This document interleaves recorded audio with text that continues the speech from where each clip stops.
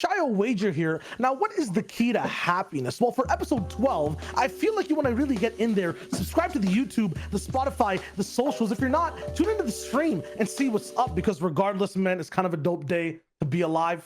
Cool segue. What is up, guys? Welcome. I was like, did I put that sound in there? Or like, I was pretty sure I didn't put that sound in there, but okay. All right, cool. I like it. Good job. What happened to, like, we're discovering, you know, episode 12 in like our trash can or something? Because that's about what I expect this episode to go like. What happened? We're not in the desert, man. I'm more optimistic. I feel like the episode's going to be even more of a banger. Okay. We're not in the desert. We're in Happy Lands. We're next to Michael from Vsauce, so I rate it. You rate it. Levin, do you rate it? Honestly, that was one of my favorite intros, just because I've not like heard the Vsauce intro in years, so that was good. I wasn't expecting that. That was nice. Thank you for doing that for me. Doing it for the kids, man. Doing it for the kids, of course. I want to jump into the deep end of the pool real quick, straight in. The newest announcement that just literally happened as we were prepping for the show. SCRIMS popping up in the scene, in the comp scene, officially after what seems like years. It's all for EU only for now, but you know, if it's EU, that means we have to go to Ball TW and talk about exactly what this means and what's going on right here. So this looks to be like just recurring. I don't know. It says it's a limited test that happens for 2 weeks, and there's like random, I think it's 3 sessions per week. Yeah, it says it right there. And there's an open and an aura league, which is like the best players, I guess. They started it with top 500 teams from FNTASIA, which some teams are together, some teams are not, but that's enough people. So it's like a pop-up cup with rankings that carries over, and people get kicked out of the aura league and people stay. What's happening? Why? I'm just laughing at Levin yelling at his mom, bro. What's going on, man? It's just You're getting griefed mid-podcast. I actually am getting grief, but should be fine now. Sorry, guys. Sorry. Yeah, but I mean, this is cool because I don't know if it's going to be scrim-like, but I mean, everybody's struggling with scrims all over the place. EU's actually not been struggling with scrims this season as much as NA has, because basically everywhere is pretty bad. This is in-game. It gives people an opportunity. I think, honestly, I'm more excited about the open scrims more than the aura scrims. I feel like the aura scrims are just going to get griefed. The open scrims at the top level will probably have better games than aura scrims. So, yeah, I think that will be exciting. You know, I think that with something like this, I think the point format probably needed to be a bit more placement heavy, because I think when you have like super placement heavy formats, like for actual tournaments, you always have like the people who complain, and rightfully so. There's obviously its negatives there. Yeah. But a lot of the time, that's like, well, because you're trying to get to another stage of an actual tournament where there's, you know, lots on the line. Whereas for this, you know, if having high, like incredibly placement heavy formats will lead to better quality games, and I think that is just the way to go.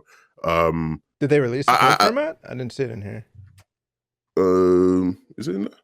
I don't think it is. Or is it in game or something? Or I think you're right. I mean, I'm assuming that it's going to be a trash point format, and then we'll have to go through the entire thing and be like, look at this, the same article, man. Oh, you just had a holler. God damn. Well, I didn't say anything about it. I don't know what the point format is. I don't know what the point format is. But yeah, I don't know what the point format is actually. So yeah, you know, I'd like to hope the point format is placement heavy. There we go. Yeah, I like to hope the point format is placement heavy. But yeah, I think that would be the way to go. So hopefully we do see that. But who knows what we'll see? I don't know. I have no idea. Man. It's about manifestation, and I think I have nothing else to really add. Use getting scrims, cool. Let's see how it works out. Let's see if it goes around the world. It's top 500, so like, I feel like when it comes to trios, that's a lot of trios. Even if it's not like, you know, the aura league, I don't feel like it's gonna have the potential to get griefed as hard with that many teams. I hope there's still MMR, like, you know, like within the top 500. Within the top 500, yeah. I think that'd be nice. No, there's not gonna be. Why not? Why not? There could be. There should be. You mean like? I wonder if like the MMR would be like a cash cup and happen as you go through the scrims in the night. Yeah, I mean, and like it resets in the top 500, and then by the end of the top 500, you have like. I think that'd be cool. Yeah, I think that'd be cool. Like at the big, like 3-hour window or whatever, just to scrim. I think that'd be really cool. I hope that's how it works. And I'm honestly very excited. This is really cool. This is a good start towards something, right? For in-game, this is like this is an arena. They're leaving arena as is, but people who really, really want to take comp seriously have the room to work. Like, honestly, this is a system that I would love to see in all sorts of competitive games, you know? Just like a place to play comp, no stakes. I don't know if no stakes is going to make a difference with EU especially, but the stakes are you get better practice, like literally, and there's a place in game that works, that there's no problems, there's not going to be any sort of, you know, the admin is griefing me, he's not letting me into gold, like, you know, none of that. There's not going to be any confusion. We're going to know the points. It'd be so funny if, like, by the end of this, like, they do a face reveal of, like, who's been running it the whole time. It's like Connor. It's like, it was him the whole time. Like, Rojo just rolls in like it was me and you guys couldn't do anything. Like, dude, that'd be so jokes. Yeah. But yeah, I think that the most similar system to, like, having something in game that's slightly more competitive that is run, like, you know, monthly or weekly is like Clash in League, right? Kind of changes the game up. This kind of reminds me of that. Yeah, me too. Me too, a lot. Honestly, slightly like more, because Clash, I don't know, it feels more tournament like focus. Yeah. It feels like an actual thing. There's like there is incentive and stuff like that. Whereas this is literally just practice, which I think is cool too. One thing that probably is overlooked by everybody is this is gonna completely disregard the bricking and, you know, custom queues. You just queue, and yeah, you may have a 10-minute queue, but you'll get a game. And it's 24 or not 24/7, but within the window. I hope it's also a long window. I hope it's like 5 hours or something like that. And, like, you know, there's no roasts for putting in code wrong. There's no, like, you just gotta jump in and press play. That's actually, you can start whenever you want, probably. Like, dude, you can go to the bathroom. You can say hi to your mom and dad. Yeah, like, in games. Yeah, crazy. Some Fortnite players have never done that. Like, it's crazy, man. Oh my god. But yeah, cool. It's nice. Yeah. We can then go and talk about manifesting even more, honestly, and just skip, hop, skip, jump. We talked about a lot in the previous episodes, what we want out of the season, what we don't want inside the season. Some of the updates that happened within the week. This one was right after we wrapped up the episode last week on Thursday, where the final vaults for the season. Fortnite status tweets again. Now my new favorite Twitter account, because it's just giving us the juice and the sauce. No rocket launchers, no cuttlefishes, no mechanical explosive bow, which I think is for rocket launchers. I'm not sure. I was kind of enjoying them the way they were working out in the season prior. For cuttlefishes and mechanical explosive bow, I'm glad they're gone. I don't think anyone's ever liked those. But RLs, what do you guys think? Like, I feel like they were fine the way they were. I was gonna say, on the topic of like the Fortnite status thing that you just mentioned, did you guys see like the actual Fortnite account like was like replying to mad people, like was just bare interactive? Like, I don't know, something's going on there. Like, I don't know. I think it was on like 420. Was it yesterday? What the are you guys talking about? You know, I don't know what you know what I'm saying? I don't know. I know what he's trying to say, but that's not what I'm trying to say. Anyway, yeah, maybe there's a situation there. When I saw it yesterday, you wanted us to be on the same page. We were on the same page. We were on different pages. Yeah, I think this is cool. I think the things they took out are good. I think they should have probably taken out the dub. I thought they would have taken out the dub because it sort of has, like, to me, it has parallels of, you know, almost Storm Scout last season, where last season Storm Scout was a thing. We all knew it shouldn't be in the game. Somebody won a cash cup with it. You know, people were clearly like sort of strategizing around it. This season, I don't think the dub is. Continue with the context there, because the Storm Scout, like, nothing happened to it. It was still in the game, and it just was. No, it got taken. Did it get taken? Oh no! Well, the they priced it out. Yeah, they priced it out, so you'd never have it. Yeah. But with the dub, you know, we've seen a team win a cash cup with it, or we've seen people win cash cup with it. You know, Cammy's trio in particular, like, I'm pretty sure there's times where they're literally trying to get triple because you can buy free, so like all of you can have a dub. Like, so I would have thought they would have taken the dub out, because there's been some complaints there. But overall, I think the things they took out were good. You know, obviously cuttlefish needed to be gone. Explosive bow and rocket launchers need to be gone as well. So y'all are talking about being on different pages now. You guys, Shio has his book, Levin has his book, and y'all just like start slamming it against each other. You asked about the rocket launcher. We're out the fucking dub Storm Scout. Going back to the rocket launcher question, Shio. back on track here. Not that was off track. I'm just fucking with you, Levin. I feel half and half. I mean, rocket launcher kind of sucks in comp, but it's also kind of cool. You know, it's not like to the level of sniper, but it is also more grief in some cases. Like, but it added. I think, man, with the rocket launcher, it always feels too strong in the sense that, like, it's just, if you have it, you get, but the function of it itself is not, in my mind, like, antithetical to a competitive Fortnite game. Use it to take height, use it to pressure, like, stuff like that. Because for me, it was like trios are rolling in with like 3 or 4 rockets. Oh yeah, right. And like, it's not the end of the world, but it's like in trios as well. Like a rocket launcher in solos or duos is completely different in compared to trios, especially even squads. Like, there's so much more room to block stuff or to recuperate, to have a bigger stamina bar. The rocket launcher doesn't take too much out of, right, with trios.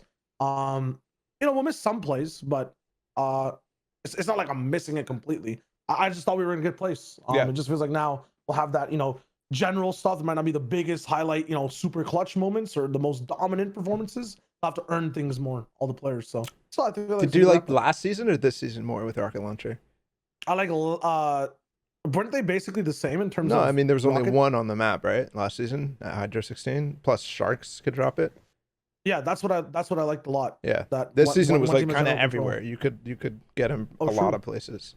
That's why. But this season I didn't think there were, even though you could get, like, I don't know, you could get more of them, but it didn't feel as if they were as much of a like significant part of the game as last season. Last season there was the one team, and obviously you could get it from Sharks, but that was a bit less common, and it only started to become a bit more common towards the end of the season. But like, you know, there was the one team, and that one team always seemingly was doing well for the most part until like FNTASIA finals. You had like Lies and Kai's and Wise Up in EU who dominated their weaker qualifiers. Benji did really well in their weaker qualifiers. Trulek, Stompy in the actual finals, the first day, were looking really good. Like it was sort of a big deal last season. It didn't feel like that this season, but at the same time, I just feel like in both seasons, it shouldn't have been a thing anyway. So yeah, I don't know. I feel like I didn't at the beginning of the season. Rocket launchers didn't feel like it was super impressive. I'm happy they're gone though. I'm happy they're gone. I feel like people weren't really. The biggest problem for me is when there's double RPGs, when trios can get double RPG or triple RPG. That shit's just crazy. I also just don't like RPGs and harpoon metas, like a meta that has harpoons in it. It's ridiculous. Yeah, snipes and bows at the same time. Even the shotgun shot thing is kind of just broken. Like, yeah, I do wish that if they want to keep RPGs, I think there's a tweak that they can make, which is make it like a bandage bazooka, make it take 2 slots, and I think that probably solved the majority of problems with carrying RPGs. I also think that the radius and stuff is a little bit strong, like in terms of dropping people in and stuff, like how it breaks an entire box and whatever. My like OG suggested change for the RPG is make it break less builds, but make it do more damage to players. And back when grenade launchers were in the game, I wanted it to break more builds, but do like absolutely no damage to players at all. Like barely any. I actually hate the RPG damage to players because it's just so busted and weird and random. It's just like there's no radial like damage drop off. Damage, yeah. Like, if there was damage drop off, then maybe that's an argument. Yeah. Everything else I'm happy. Cuttlefish I hated. It's like C4, but weird and random, and I don't even know where you can get it. Mechanical explosive bow.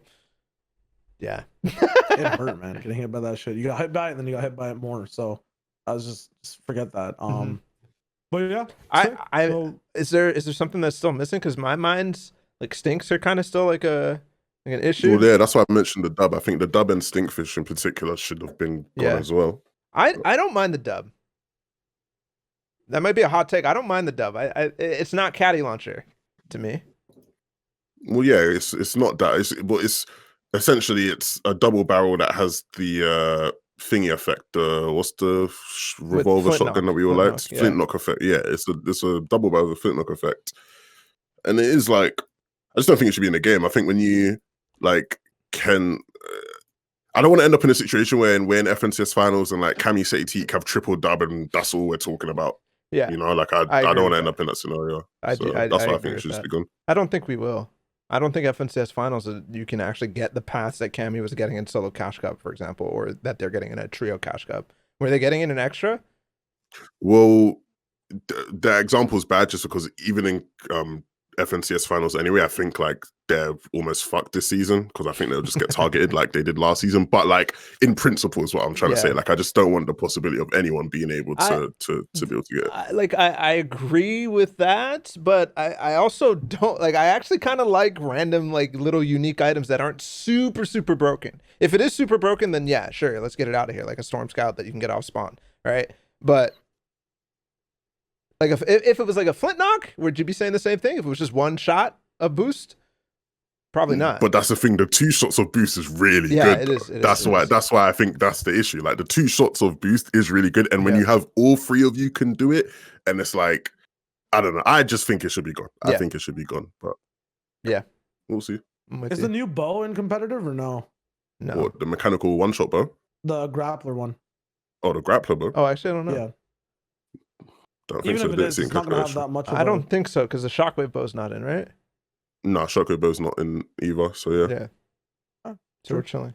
But I do like the I'm not opposed to the idea of non-OP unique, like relatively unique items across the map. I'm not opposed to that idea. I don't know if you guys are. Well, you know me, I like the gimmicks, so I like things when they're. And I hate the gimmicks, so I don't know how I've been. I don't know how. How have you guys ended up with the same team? Man. Like, I'm usually battling 1v2. It's nice to have a teammate. Thank you, man. Let's go. But yeah, it's always a delicate. Like I think you know for Levin's point, on the other side of things, like I guess I'm going across the aisle. It's like there's always, you know, whenever the idea of cool shit is introduced, balance issues are always I guess like, we've been hammered with mythic items for so long that I'm just like, okay, this is gonna be a thing. This is fine. No, it's not even this is fine. It's like let's just let's try to make sure that it is relatively okay. You know? Yeah. Maybe that's how they brought me down. Anyways. If we want to get a bit more official with it, we can go and transfer straight over to the rules and whatnot in terms of you know, everyone wanting answers. I think there was a big insurgence of things for remappers, but there were a bunch of things that Epic went down with, made an article of and just of the rules clarification stuff from intentional disconnects, very specifically letting people know exactly when you should not do this in general, when it's, you know, all the way to down but knocked out state. You can't leave beforehand, can't leave after the fact. I guess you can do whatever you want, but like, you know, from there to region locking, legal restarts, it's kind of like updating people on all the stuff they had before. Like the one thing about like Epic announcements is I feel like you can lose a lot of stuff, like post after post after post. So there's some old stuff here, but then some new stuff with the remappers and the comp ban implications. So yeah. What was new? I guess the remapper and stuff. Yeah, remapper, and then I think reminding people I didn't fully read the comp ban. Well, let's go not line by line, but like section by section. Yeah. So we went over intentional disconnect already, but illegal restart. It's kind of the same update as like just keeping it here. You know, don't restart shit. Yeah. You can play on one account. Actually, I think this is more clear. I actually had a clarification that I wanted, which I think is this line right here in the intentional disconnect, because there were situations last season. Who was it? I think it was Anas and Thomas HD that were potentially like they were freaking out about getting. They got banned or they got like a warning or something. They got a warning, but they didn't know if they were making it heats. They were like DMing me like crazy. I'm not even watching FNCS. I'm like, I don't know. But the situation that was like confusing was for WQ games, like leaving when you're in a WQ game type of thing. You know, that was always like, is that bad? Like, I guess the situation that happened with Thomas HD and them was they were in a WQ game to qualify for whatever. So they were keying, and then they decided this is when I want to get out. And so they dove somebody's box. It went badly, and the other guy was way far away, so he DC'd. And they were like shaking it down or whatever. Like they had the potential to shake him down or whatever it was, and then they got warned. And I was on the fence. I was like saying that's not, to me, that's not bad.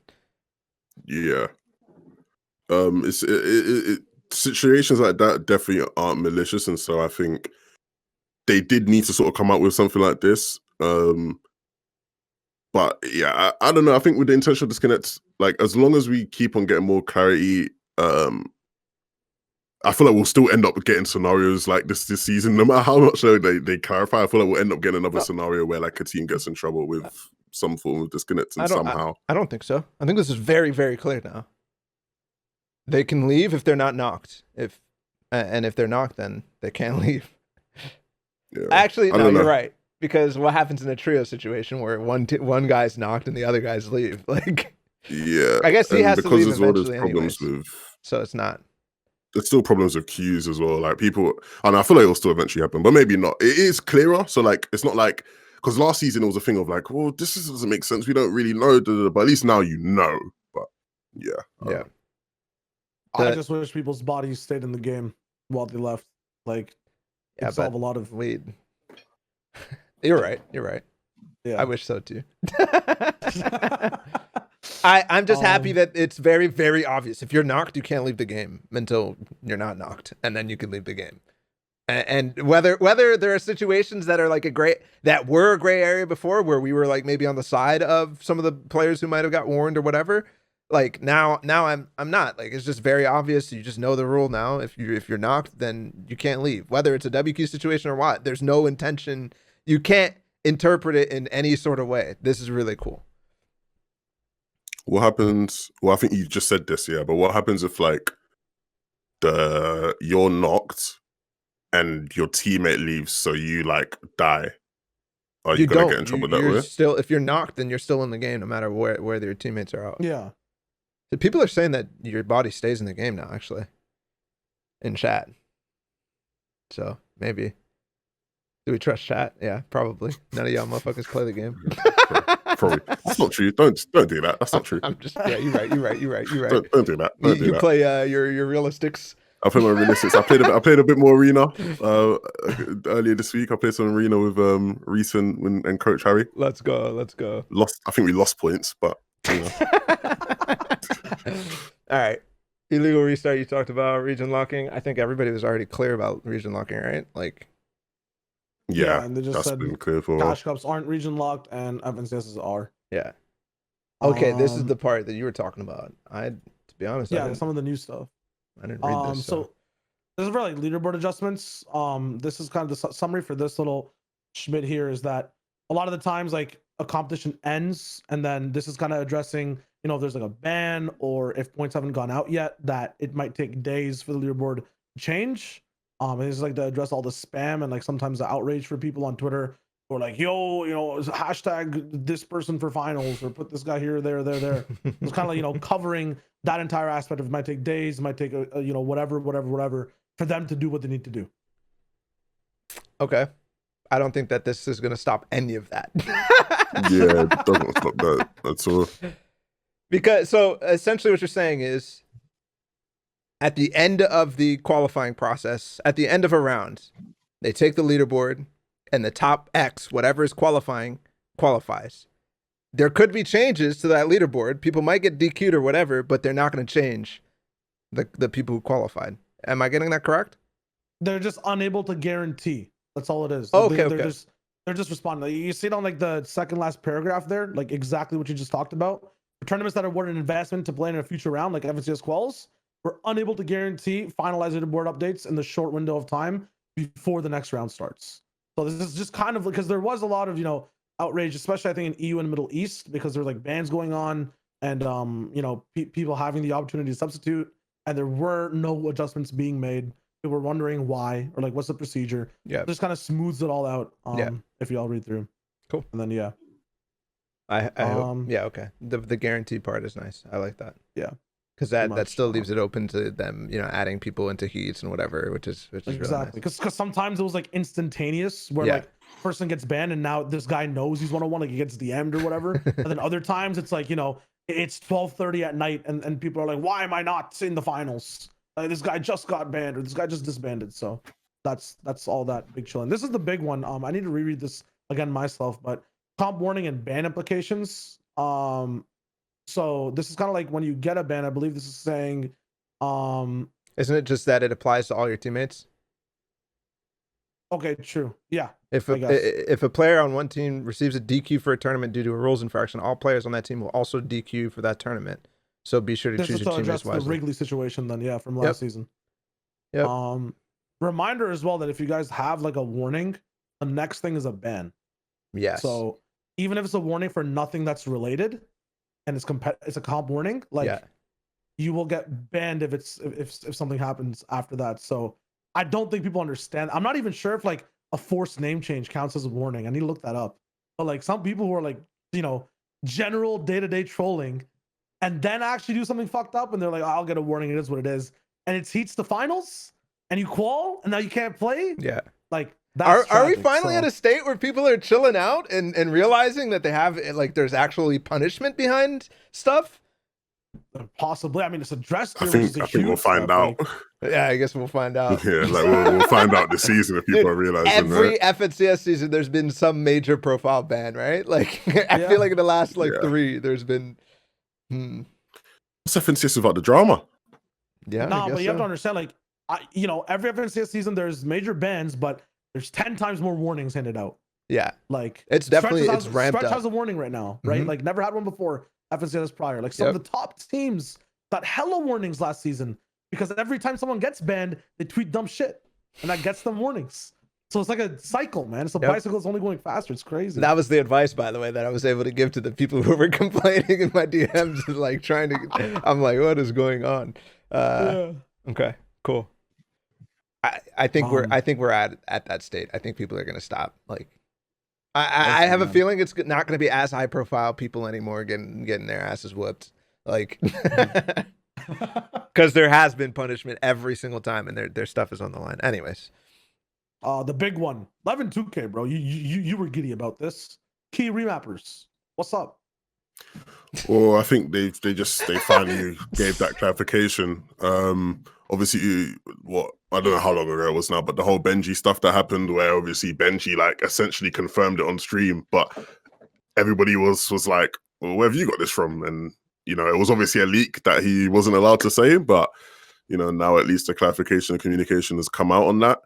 And well, not about the leak. Well, not about the leak, but I don't think that matters. It's just you can, like, it just confirms that what Benji said was true. You can use these softwares. So yeah, I'm a little concerned that Benji gets that information before others, but I'm glad that he just like, to be honest, like did go, because it's kind of unfair, right? Benji gets to play with whatever for a couple of weeks before. Yeah, that's messed up to me. That's like the only thing. I mean, we already talked about this. Like, we already talked about this on another episode. Like, we don't have to get back into like double movement and macro tools and remappers and whatever, because we already talked about it when Benji talked about it. But everybody who heard it is unsure. They're not going to play because they don't want to get banned, you know? Yeah. Because it's not an official source. It's just crazy now that, like, you know, every person that was like risk riding the wave is just like, yeah, I'm chilling. And I've been chilling the entire time. But yeah, I think the key is just like, so obviously these guys got this confirmed to them. So it's like the communication, the lag between the communication coming out about that and Benji knowing needs to be a lot sooner, right? I don't think anybody's upset that key remappers are allowed now. It's just a matter of, like you said, you know, he's had that knowledge for a while longer than other people did. So yeah. And then the thing that's been the bane of my existence after the fact is the whole wager stuff. I think every tweet has like at least 3 replies, but you have wager in your name, even if it's not about Fortnite. Why do you have wager in your name? Yeah, where did the wager come from? You guys don't know this? You probably told me one time, but you know, I'm your casting partner, so I don't listen to anything you say. That's true. No. Good to know. My name used to be Wager, like, cause at one point. Wait, your real name? Yeah, my real first name was Wager Mohammed. What?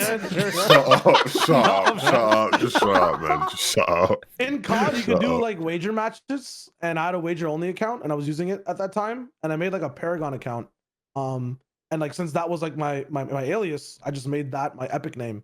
When I played Fortnite, the account just had the wager name. I scrimmed with it when I started up, and then I wanted to stream, so I just combined both names. Because Fortnite people knew me as Wager, and everyone else knew me as Shyo. So you only became Shyowager through Fortnite. Wait, it's not so like actually you were... a wager kitty? Like like back in the day. That's So what you you're did a in COD, yeah. hypocrite. No How shot. am I a hypocrite? No, Nah, he's matured. bro. He's grown up. He's matured, man. Nah, bro. Yeah. These days we take stuff that happened 5 years ago and we use it to cancel it. True. But yeah, it was fun times. Cool. And then now we're here. Cool. Next, let's set it up. Did you guys ever play that game in like high school? I guess is what it was called for you, where you'd like Foursquare? throw like coins, or like in the UK we have £1 coins. So you'd throw like a coin, and like the person who gets the coin closest to the wall essentially gets like the money. What? Like we call it money up where I'm from, but like I'm sure there's different names. So like you have a coin, I have a coin. We both throw a coin. The person who's last, like UK closest shit to the I've wall, ever seen in my life, bro. Can't you just slide on the ground and then just get? No, you can't closest slide. every So time? that's the thing. Obviously, like everyone sort of understands. You can't like slide it, but like you chuck it closest to the wall. And then what happens actually is, if yours is closest to the wall, then you get to pick up both. You got to like throw both of them. If they both like land on the same, like heads or tails, like if they both land on the same, then you get to keep the coins. And what happens if you don't? Because that's I think you just sort of go again. Ah. Yeah. Isn't it literally just curling? Oh, it's No. actually curling, bro. You guys literally just play curling, but with a wall instead of a target. No Yeah. shot. You played mini curling for money. That's actually lit. Yeah, That's wild. and it got banned in schools though because it Well, yeah, of leads course. to Damn. trouble. Yeah. Leads to trouble. But that's like wagering. I don't know why that came to my mind, but I think my No. favorite part about this is that like Levin's like, oh yeah, you guys remember this game that you used to play in high school? And Shy was like, Foursquare? Damn, you lived some crazy high school days, Shy. yeah, that's a Dude, we you're had our on a fair share of madness. bans. We had lockers banned for a whole week because there was this one For guy. a week. Oh Yeah, my for a whole goodness. week, man. You couldn't access your lockers and stuff. Like you had to have passes because this one guy was like black market selling video games and controllers. Bro, we And used when to his sell locker got loads shut of down, stuff, bro. he went to a different locker and they couldn't track which locker he was at, so they just shut down all lockers. No way. My man was man. selling custom controllers with double movement and No, instant he was just selling like reset. 2K12 for like half off. Like that's all he was You're doing. so dumb, Bala. So Like instant reset controllers. Like people used to sell shit all the time. I remember I used to sell donuts and cookies for one period Really? of time. Yeah, Bro, but it was all banned. You Dude, weren't allowed to do that. what's it called? What's the margin on that? Because I feel like donuts and cookies and shit aren't as good as like pixie sticks or gum. No, but it was good because like in a pack of donuts, like I'd get like 5 donuts, or like cookies, I'd get 5 donuts. Or why did I say donut? What's wrong with me? I'm a donut. You get like 5 cookies in a pack, right? And like that cost me like £1, like £1.50. But then like I sell each cookie for 50p. So like you could make some, good So profit. wait, I was like, I was always what? curious about people who did this at school, like who like came in, hustled with the fucking like. Yeah. In my school, it was Yeah. Jamaican meat patties. Like those shits No, those are oh good. my god, those Good, that's good. empanadas, like oh my Yeah. god. But I always was curious, like, are you working with like a restaurant or like what like? No. what- I'm what's going to the deal? local Tesco. I'm Dude, going to the we- local we- shop and just buying the shit myself. Yeah, but okay, so obviously that stuff doesn't need to be like heated and shit, but like. The guys came through with like Yeah, those guys insulated with like bags, cooked bro, meat, with like and you can't get like Jamaican meat patties off the like they were heated and shit. Like he came, Yeah, you know what I'm yeah. saying? Like yeah. I assume that they never made really deep margins, but I don't know. Lovin's changing Dude. my mind. Our stuff was like I guess ghetto as hell because we were like a brown Asian primary primary demographic school. We had Yeah. Popeyes every Wednesday, and these lines were big. It got so bad to the point where a dude would buy like a 4-piece tenders and cut them in half and sell them halfway down the line. Like, bro, dude, That's so good. It got deep. Like we were desperate, bro. Like That is no one good, was though. down to wait in the smelly ass halls trying to get some Popeyes chicken. No Like, we were shot. yeah. But yeah. Wait, like the school gave you Popeyes, or That's is what I'm like saying, some Yeah, dude. no, dude? What? like we had Popeyes. Like we What the like, fuck? You I'm said not sure this if it school was is ghetto? Like Yeah, that's what I'm Like, saying. it got Like, ghetto. Like it got ghetto. You know what I'm oh, saying? Like, okay. like people were like just they were like everyone's about the business, man, about the margins. Mm. But yeah, sick. Trio Cash Cups. And ended up popping off. And so did some Cash Cup extras with the young casting. But for the Cash Cups themselves, I guess we're gonna go through EU first. Roll this up so I can see it as well. Give me a hot minute. Hanjanis Chapix still up top. It honestly looks like an FNCS to me when we're rolling in, like how this most recent one looks. I mean, both of these top 2 teams are top 3 in FNCS. So yeah. Wait, was Anderlecht, Snazy, and Xwiz? No. They were just out, right? They were fourth. Yeah. Yeah, fourth, Yeah. because Benji was fifth. But it does look very FNCS-y with all of the sort of top teams sort of getting in there.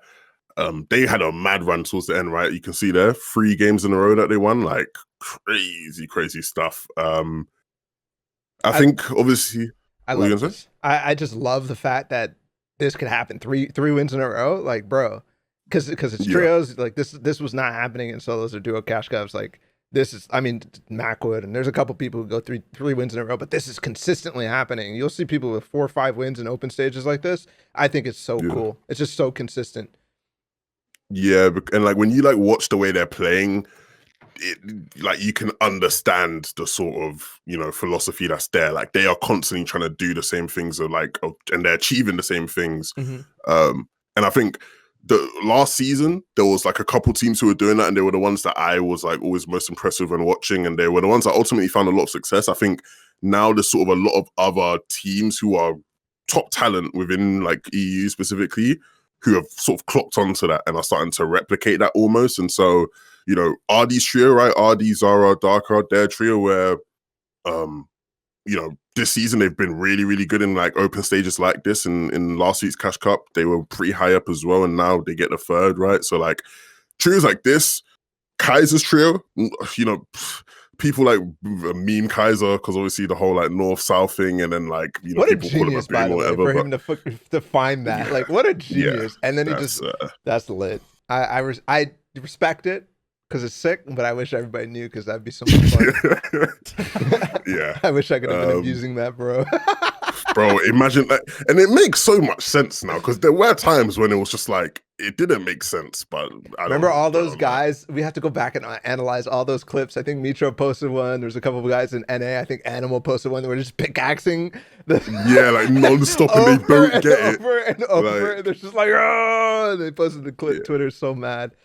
But yeah, like really like I was really impressed, like from sort of the teams that I sort of watched, and like the teams that were sort of up here. I think a lot of these guys, for one, are like the guys who are grinding things like Noble Customs, UK Customs, like, you know, as much as, you know, going into FNCS, there'll be a lot of people that are like, oh, I don't necessarily recognize a lot of these guys too much. Like when you're looking at a lot of these scrim leaderboards and whatnot, they're like, they are the people that are hustling a lot. So not surprised to see them up there at all. Why were Refsguard, Andretta, and Savage so low in 35th?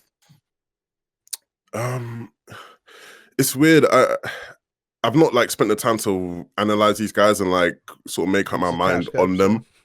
Yeah. Plus it is a cash cup at the end of the day, so you know I'm not going to draw too many conclusions, but I think in general there is sort of that fear with Savage, where I think you know the narrative sort of changed now to where it's like people acknowledge, yep, Savage is a great player, great solo player. Yep. You know, in these team modes, he always seems to be the one where it's you know, what's going on, right? Within iDrops trio last season, it was sort of like that, you know, BloodX, the coach, even comes out and says, yeah, like I had to do the most work with Savage to sort of get him to fit in here. I don't know. I don't want to like judge. I don't want to judge too quick. Hopefully this weekend they'll sort of impress and shut everybody up. But this is a team that's grinding like crazy too. I mean, we say at the top of the leaderboard there's a bunch of people who are grinding, right? And it's teams that are going to do very, very well. But at the same time, there's other trios who are hard playing as hard, like Savage and them. They play every NAE's Cash Cup, every EU Cash Cup, everything that they can. They're playing customs every day as well. Like, so. Yeah. I think that there's still room to improve for these guys, and they weren't placing like terrible in some of the custom tournaments as well. So yeah, no, it's a Cash Cup at the end of the day. I'm not gonna discount somebody because they place low in a Cash Cup. I'm just not. Yeah. Were there any other names that stood out for you guys? Off watching your like pro video, just looking at everything else in general, watch some of your streams, loving Air Baffle being like somewhere near the top side. It's kind of nice to see. Like you're talking about him being like a little bit of an up and comer. And it's just good to see, like, you know, in terms of when you have to play aggressive and have to play contained tournament that doesn't have multiple qual rounds, like this man can be up there and perform. Yeah, I was at the end of last season, I was really frustrated that they split up with ETQ because I literally had a video planned where it was gonna be like, did you guys ever see like the Kobe detail videos where like he like gets someone who's really good and just sort of breaks the shit down? Like I had it all planned out perfectly. Like I knew what games I was gonna go to get the examples and shit, and I was gonna be like this hit, and like the key thing always for them that I felt when I was watching them was like it'd be end game scenarios where when things just get like really like you're running low on mats, you need to find a refresh. You need to just have someone that is going to be that spark. And they were missing that when they were playing with ETQ. It felt like a lot of the time. You get somebody like, the controller players always have this. People like Letchi, right? When you see those crazy clips of him just running around in endgame, just like one pumping people and just doing a mad thing. And I think Bafo can sort of give them that. And I think, these guys will be really good. I'm looking forward to them. I think they still have some things to sort of iron out in terms of, their mid game. It is pretty basic to some degree where they're like hard focusing. Let's play center third. Let's play, center second. Let's like get center every single zone we can. But, I think they have a good understanding. And so that they can go far in that sense. For me as well, like just when you look at like the most recent Cash Cup, right before an FNCS, usually like a lot of teams solidified by that point. Extra will also tell us a little bit more in terms of like, it was a bigger type event, so we'll have more solidified teams there. But one of the names that popped up, 14th place in this one, Marine with 6 in the Noof. He never truly got like his comeback or his revenge, right? Like from 2 FNCSs ago. It's kind of like refreshed his name in my mind in terms of like, it was against Mongrel that this man basically got shut down, and now it's like, compared his team to where Mongrel is, completely different, like a flip of scale, so to speak. No.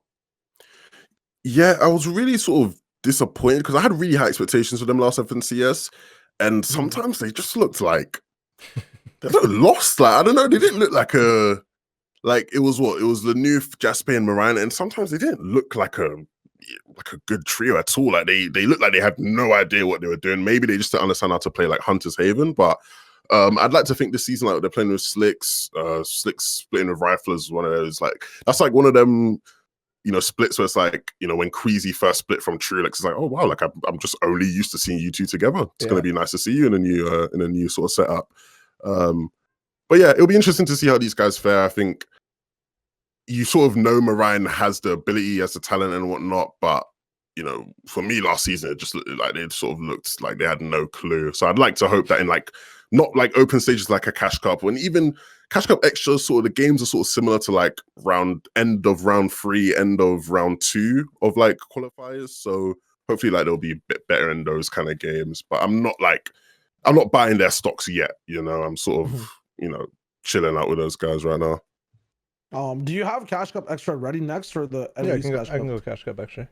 Yeah, it's dope to see both EU side by side. Yeah. And the crazy thing is like, some teams at least the top 2 are completely different. And like no shows in the actual Cash Cup. The top 5 though, like it's still like we're kind of seeing now, like in terms of team play, in terms of like most recent events, who do they expect to look at coming into this FNCS, right? You got Benji's True up there again. Thomas HC's here now, but X Squeeze, Janice Chapik's there too. Like it's the last season never ended, and these guys are still on top. Yeah.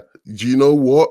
One for me is really cool to see is actually Thomas and S and Flick, because so far this season, been kind of nowhere to be found. It's not even like, is it sleeper or they're just not playing stuff? Like, I don't know. I've not spoken to any of them, but like in the events they have played, it's like nothing to write home about. And what Thomas actually played in Cash Cup, and Cash Cup in solo. That's what was actually scarier for me, because in solo Cash Cup, like Thomas looks good, and individually, like they all still look good, and I'm pretty sure they are still like playing and grinding out stuff. But as a collective, it didn't look great. Coach Harry actually pointed out to me that it was actually a similar thing towards the start of last season.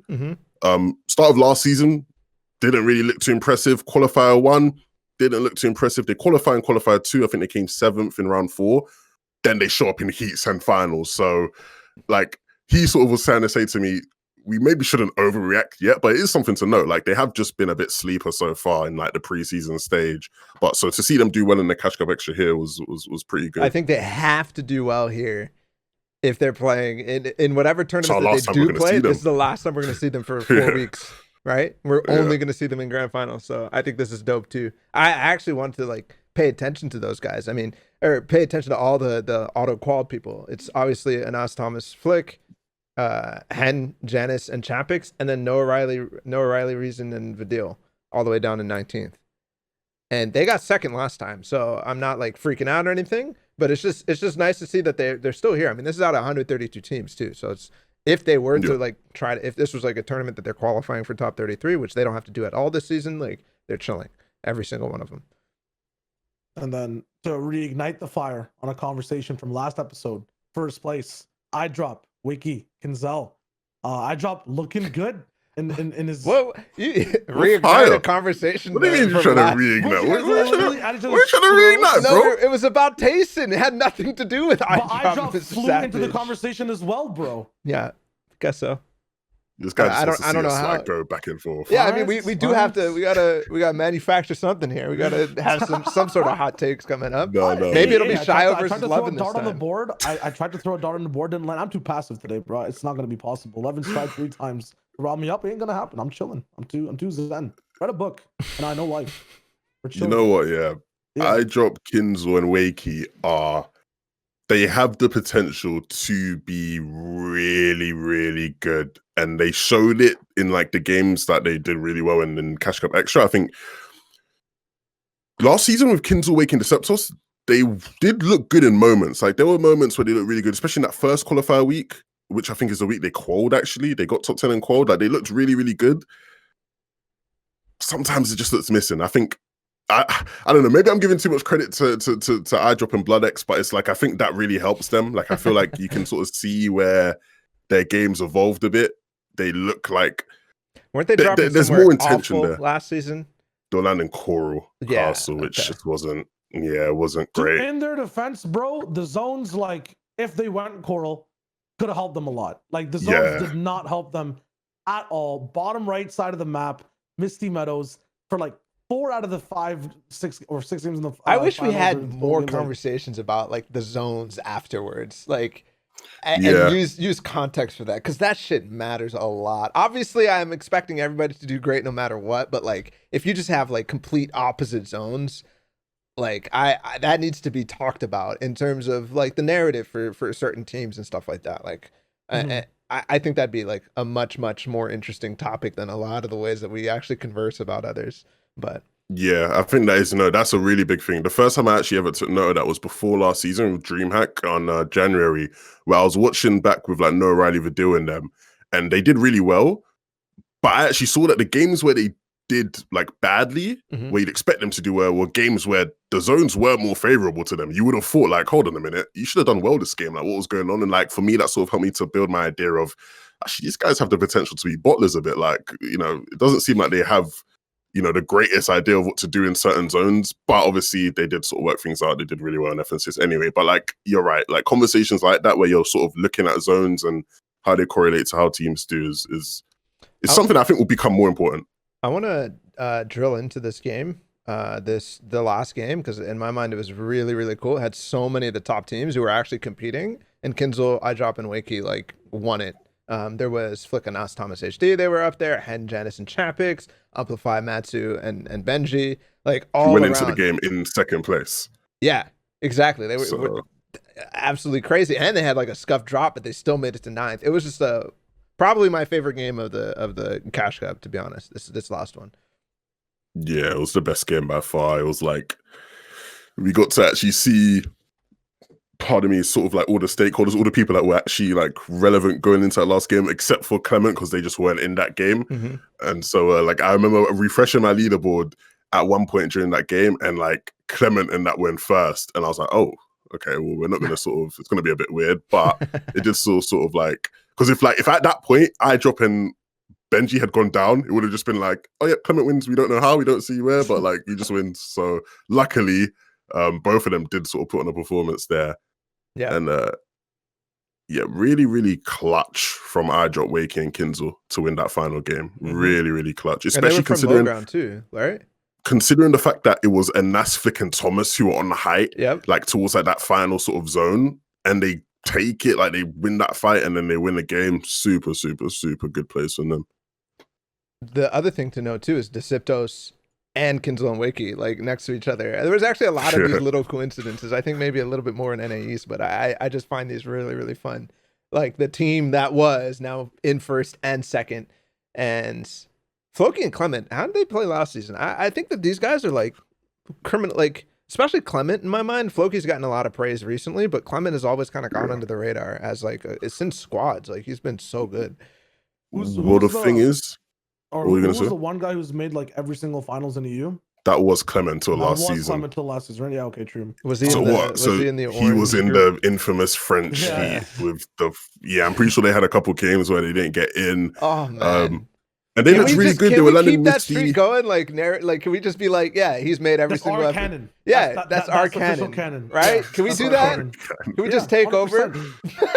Yeah. No, honestly, because it is a bit rough, like when you're looking at it, because like they did look really good. Like they were misty teams. Like misty teams did pretty well last season. It felt like a lot of the time, and you would have expected them to make it through. You definitely would have expected them to make it through without like the orange stuff that went on. But so I'm pretty sure they did. I'm pretty sure there was a game where they couldn't. There was an issue there. Maybe I'm wrong. Maybe I'm remembering incorrectly. It's French guys. Regardless. No, it's the French guys. Oh, it's Trofa. Okay, Trofa, you trust canon, Trofa. Our canon. If it's our canon, no, they weren't that heat. Apparently, yeah. guess I'm wrong there, but no, I think regardless though, like they are, you still respect them as like a really good trio. It's weird though because I think, okay, no, so that was the other way around. I was looking at Falconly, the trio that formed with Falconly. It'll be a bit down below where Falconly's playing with. Who's he playing with now? Like, I think if you scroll down a bit, where is it? Wow, I can't because it's a stupid name. I'm trying to just control F his name and it just doesn't work. He's playing with Nakos and Keziks. Yeah, so Falconly's playing with Nakos and Keziks, and obviously Keziks was in that Nate trio where they've, obviously now playing with Tayson. Nakos was playing with Floki and Clement, and so it's like, and Falconly was in a trio that was looking good with Skype last season, and obviously they had the internet issue. So it's like, this is like a French trio that was formed of all of the failed French trios from last season. The B team. I don't want to say that in like a disrespectful way, but it is sort of as a tag, right? Like, yeah, that like is the story. Yeah. And I think that could be like a nice thing to see these guys do well. But I don't think they're better than any of the trios that have like been made from them outside of maybe like, I don't know who Skyton that is playing with. Maybe like Falconly sort of has the one up there, but Keziks isn't getting anywhere near Tayson, Fuziar, and Nate. And Nakos, I don't think he'll get near anywhere. Floki, Deceptos, and Clement. So underdog sort of story there. Maybe you're right, Shyowager. It is sort of the B team. Yeah, I mean, I think we saw it in NA East. I think isn't that how like Bizzle, Clicks, and Booga kind of came to be? Like in terms of like they were on other teams and then they formed their own after having their own tenures with different players that went through properly or didn't. I guess wasn't Booga just like lost in the void because he went to try play with Stretch and Saf when Zay retired, and then he came back and like, he came back to Avery and Thing.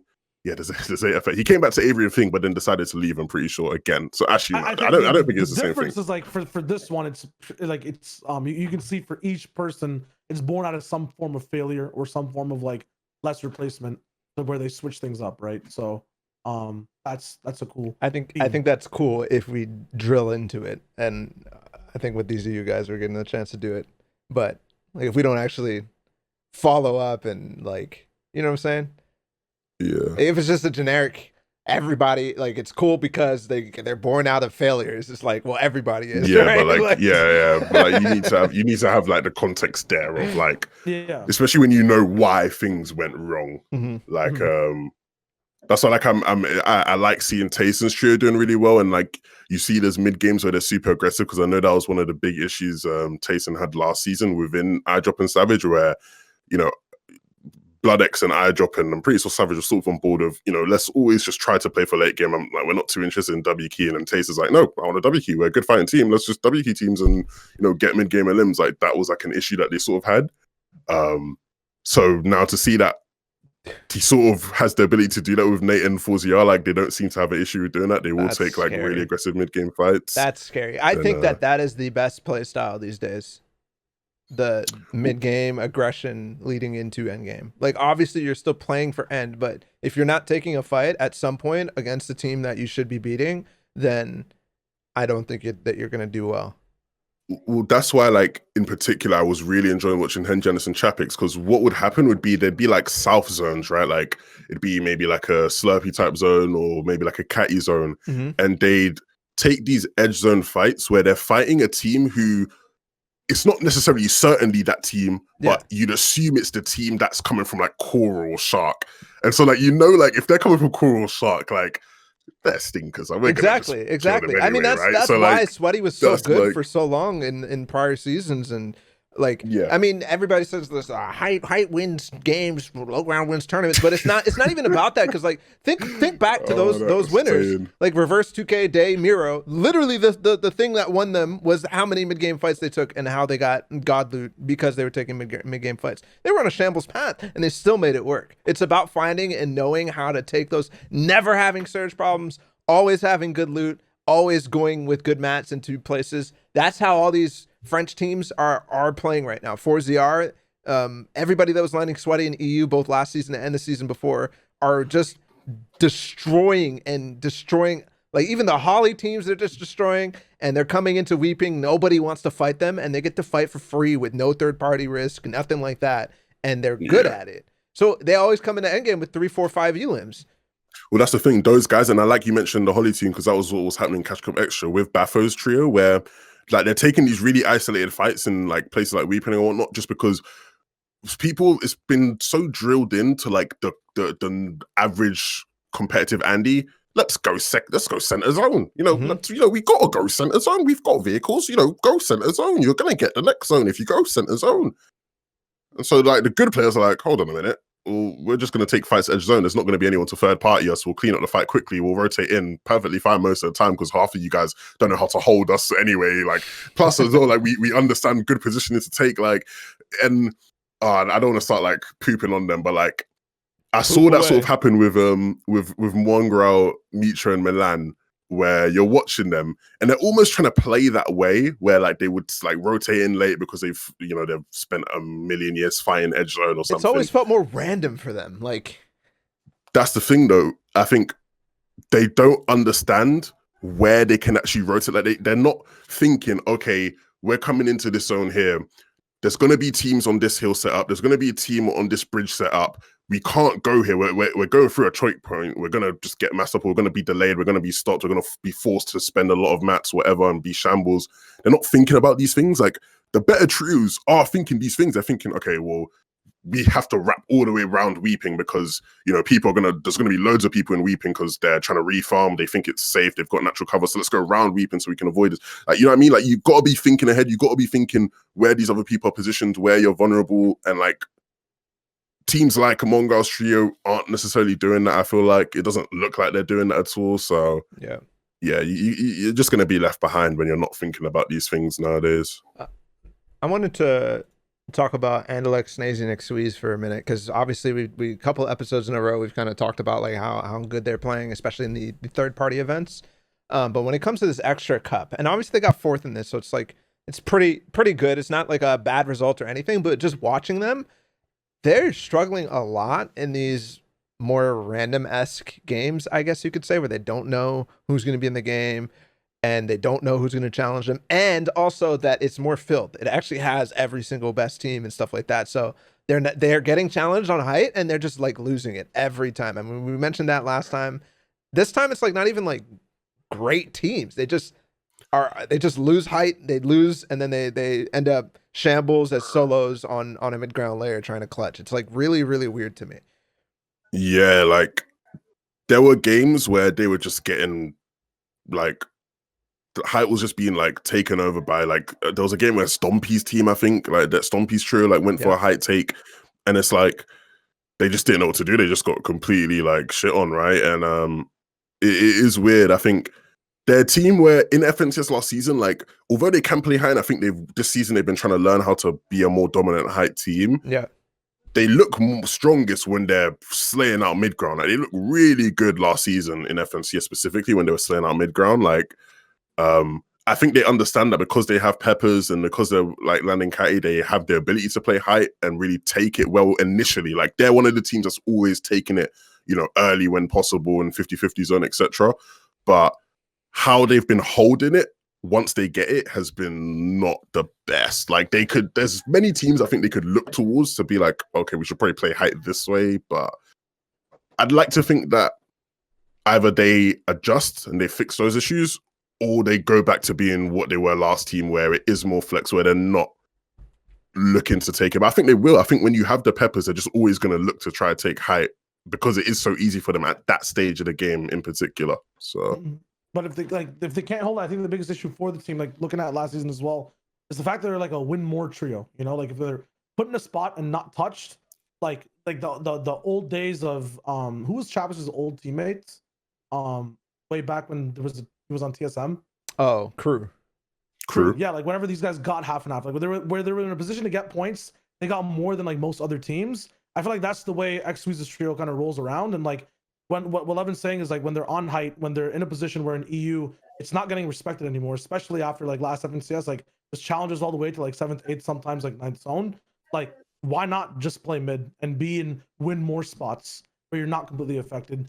I get that Peppers are like a big thing and it's a huge like push for height and no one else has them and they're very hard to counter. But for them, if they just chilled, and it's like very layman's terms, like from where I'm sitting, like, you know, just looking at things, if they just put themselves in win more spots, maybe expect to lose height, that could be better. But I agree in the fact that the way they're playing now, it feels like they do expect to lose height, and because of that, they just give it up half the time. That's what I get the feeling of, and that's not a good sign to me. I think like I don't know. I feel like you can really play a really effective sort of mid-low ground style when using Peppers. Like, yes, obviously, Cammy's trio like uses the dub, but like you look at the way like Cammy and that uses dub, and it's like he's using dub to like save so much Matt's first moving.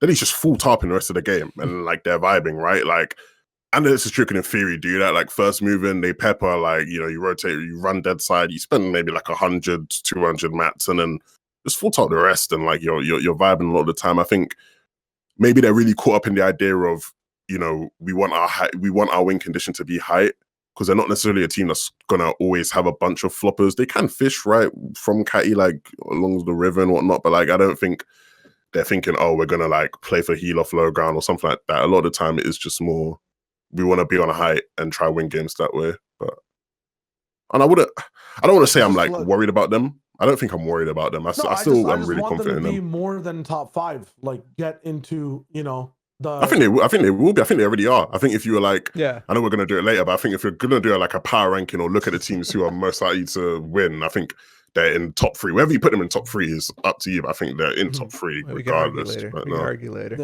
Yeah, any other stuff about you? Yeah, I think Amplify, Matsu, and Benji are improving. This is the second week that they've improved.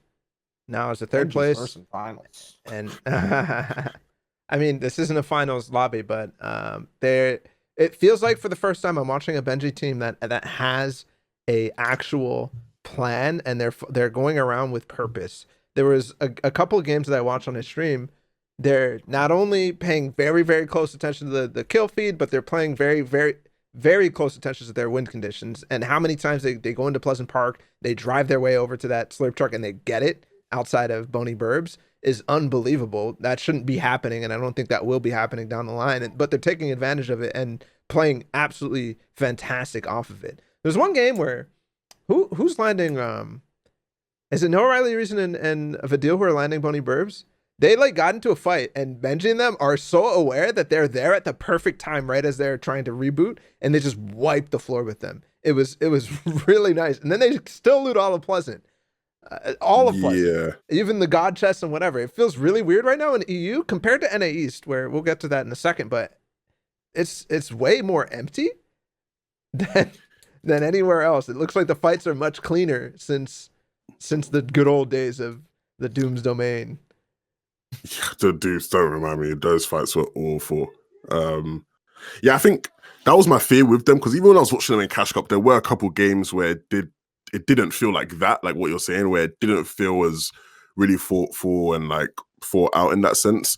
And like I was literally about to make like I was waiting till Cash Cup Extra to give them some more time, but I was gonna make a video about how like they don't win enough games to be what people expect them to be in terms of being potentially like a top 3 trio. Obviously, they now win like 2 games, and this, which was really nice. And I think the 2 games were back to back, which was sick as well. So yeah, they were. So like, you know, maybe I almost pulled the trigger on that one a bit too soon. I think you're right. I think they've improved week to week, which I think is the good thing. And I think FNTASIA's quals would be a good sign. Like how they do in round 4s will be like a good indication of what we can expect to see them in finals. I don't worry about them in open rounds. I don't really worry about them in round 2 or 3 either. It's just round 4. I'm like, are they going to consistently be able to do that in round 4 in set lobbies? Dude, it's so cool. I'm actually really hype about qualifiers. I mean, they start this week, so we get to talk about them next time. But like this top 6? Top 3. Top 3. Top 3. Oh, baby. I think that's like some stakes that for the first time I actually give a crap about. I'm very excited about that. Anyways, there was one more thing I wanted to mention. I don't know if you guys got to see. Well, obviously, Levin, you're casting, but Reasons 1v3. Like it wasn't even really a 1v3, but they were down 1. They like struggled hard to get in the zone, and then he absolutely just destroys Diego GB's team in the most nasty thing I've seen. It was just like one pump. It was so silly. Like I was watching that, and I'm watching it. I'm like, hold on a minute. That's not just happened, has it? Like, there's no way they've allowed him to do that, right? Like, surely not. It was the craziest shit where it's like it literally was just that. It was just like one pump. Like, it was so mad. I'm surprised, like, I didn't see like clips of it on Twitter. Me anything, too. like, I went to Reason's Twitter. Like, I was like, where's the clip? Like, why hasn't he like clipped that and put that on? Like, it was silly because essentially it was a 2v3, but like no, Riley didn't really do all that much. It was just Reason just hitting the shots back to back. It was mad. Yeah, those guys obviously, like I keep trying to like bring something interesting for them just because we're not going to see them until Grands. So like I keep trying to rope in like this whole aspect of, you know, they haven't seemingly been grinding as much, or specifically, you know, Riley and Vidal, they've been on Valorant all, you know, non-stop the past couple of weeks, it feels like. But it doesn't matter. With these guys, it's always like that. Last season, people were like trying to do this whole thing of like, oh, will they be as good in stacks lobbies? Like, regardless of what we try to throw at these guys in terms of being a reason for why they may not do well, they just always do well. It doesn't matter. Like we could be like, you know, Reason's house could have burnt down. Like, oh, we might not even know if he's gonna play. Like, you know, yeah, God forbid, don't wish that upon him. Like, don't say shit like that. But you know, like flipping out, it just wouldn't matter. They'd still find a way to do well. Like he'd be playing from an internet cafe and like fragging out. So yeah, I don't know. These guys are. Where's I think Benji, I might just by the way, right now? Them. Like he's just in some like random like Fnatic HQ. Oh, okay. Because I was like, damn, he's got the setup now. Like, yeah. Got the lights in the background. Really everything nice. is so quiet it's in there. really sick. Like, yeah, it's really sick in there. Really sick. They the toilet. They like on the doors. Like they have like people's names. And on the toilet, right? On the toilet, they call it. It's just flusher on the toilet. Oh, that's actually sick. That's actually it just hilarious. says flusher on the toilet. Sick. For me, last question to wrap up. You, Levin, how was it casting a Cash Cup versus casting an opener or finals?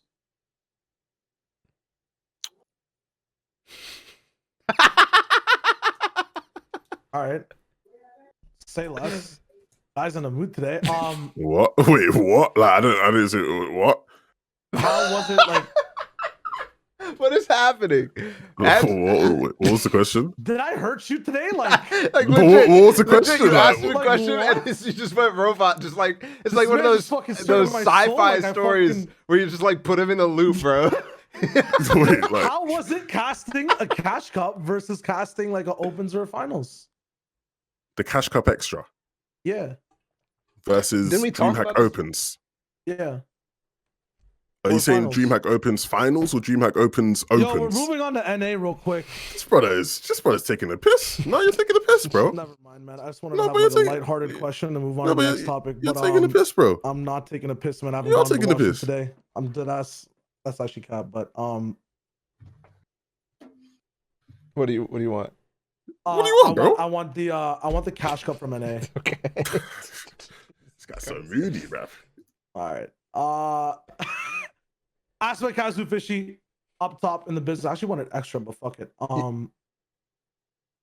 mean, we could skip to extra. I don't have much to say about this except it feels like when I look at these leaderboards, I'm looking at, I don't know. No, I don't have much to say about this. I think it's really cool that Aspect, Kaz, and Hufishi are up top. I find it nice that Night Shark and Clarity are also in top 3.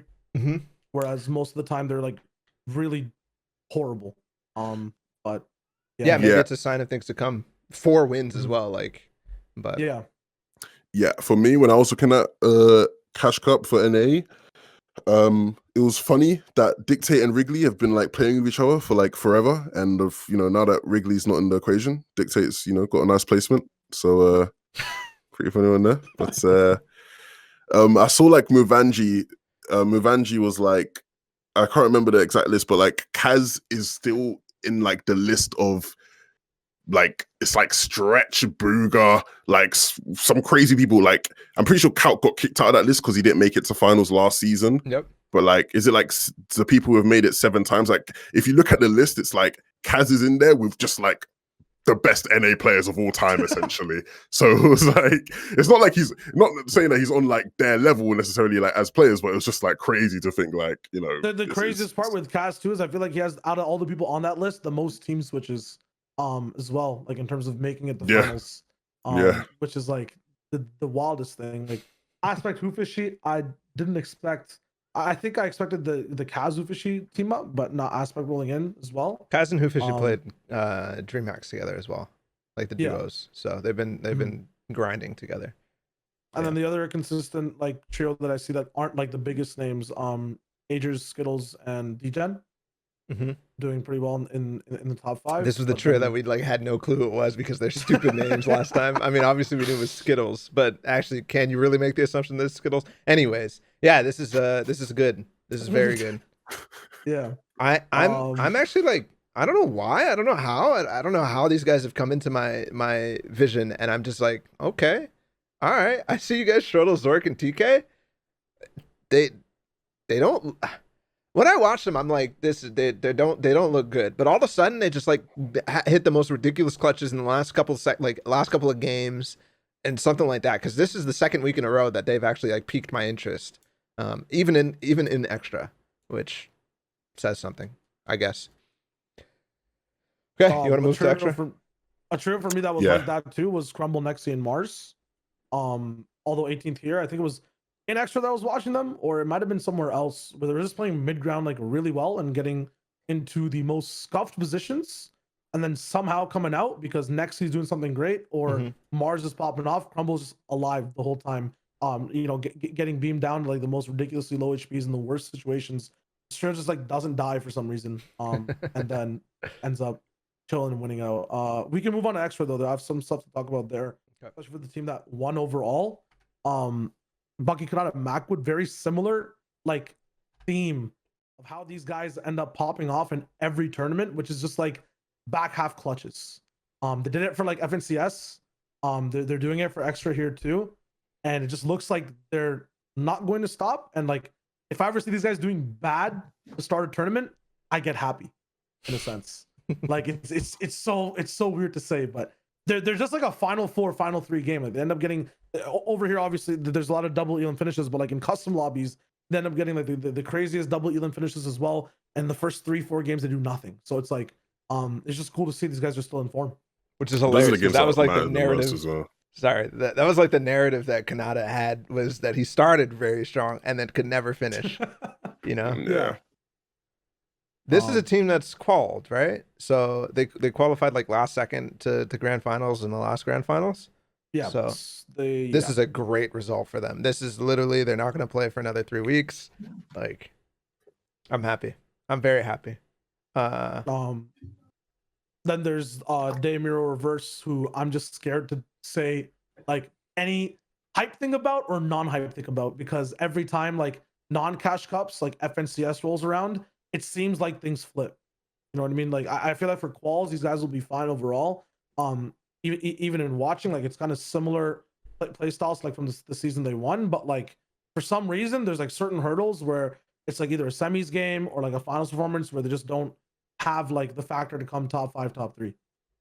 Well, didn't they do really well in FNCS? Yeah, they got. Yeah. Oh, okay, they got 4. Not to clinch like all the way top 3 is the thing. Where like you would expect them to, given their play style. I've always found that like these guys do well in the preseason stuff, like very well. They like win a Cash Cup Reverse 2K post, like fuck the haters, like that type of beat, like sad fuck the haters. He always does that preseason, and then in the middle of the season, it feels like they're not, like nobody's talking about them because they're not getting firsts in opens. They're not doing this in semis and whatever. And then they go on to do very well in the grands. That's been my timeline as to what they do. But yeah, this is good as well for them. And this is 2 weeks in a row now that they've done very well. Like we're done sleeping on them. I think we have to talk about them. And their style is, they're going for like their scuff drops, even an extra. They went last game full scuff drop and ended up like doing very, very well. Day is insane. He is insane. There's so many times in endgame where he just gets into sticky situations and then all of a sudden he's like no longer in a sticky situation. Reverse 2K is like gone, just tarping, like fucking gone in the middle of. It's the controller thing, bro. Like there's so many controller players where they're like that, regardless of how good like they may be overall. Like people like Lecce, people like Baffo, people like Kiko from E side of things, where like they're just these controller players where endgame they just make space, like they just create like non-stop. It's so silly. And Day is one of them. Day is one of the better ones, especially. I think in an interview, like in Extra, where he was like, then one of the questions that Monster asked was like, how do you feel about not being able to hit top 3? And then like he cuts off Monster halfway and just answers, bro, like I'm winning it. I don't give a fuck. Like he's angry, he's like hungry, he's like he just wants to win, bro. So it's nice. It's cool to see that mans are motivated. I think this is also the only trios that like didn't stop playing in the lull or like the in between times where everyone's on Valorant or everyone's on like a different game. Like these guys just grind. So nice. I think one of their problems, and this has been a problem for them for a while, has been that they consistently have to go into end games clutching as a duo or even sometimes as a solo, and almost like probably a good like 70% of their games they're getting their placements with only duos or solos. It's never as a full trio. Is that a bad thing? If it's consistent? I think that obviously it's a good thing if they're able to do that. Yeah. But I think that there's just a higher ceiling if they weren't like that, or maybe that's just the play style that's the reason why they're able to be so consistent, is because they take those risks and end up as duos and stuff. But no, obviously if you have 3 teammates up the whole time, like we saw it in the OG FNCS, like when these guys are up as 3, they can just do things better. Like they just have more room. I think the issue with duos and why they slip up sometimes in a lot of the duos is that they don't have the opportunity to gain a lot of control of wherever they are, and they're really playing wall to wall. Like if Reverse is ever alive with Miro and Day, they just own, man. Like they go from like 10 Elim clutches to like 15 plus and can do so much more, which is huge. Another name on the page, Voil, Except, and Snake, rolling up in both third-party tournaments and at the same time official Cash Cups now. I'm excited to see how things look in FNCS, because like historically, I think whoever's like associated with Voil, I'm not saying the dude's a curse or anything, but like the teams have really good run up and then fizzle out. Like it happened with Vix. Rokane and Voil were dope in DreamHack, but then like past that, like when it came to FNCS and stuff, the juice still wasn't there.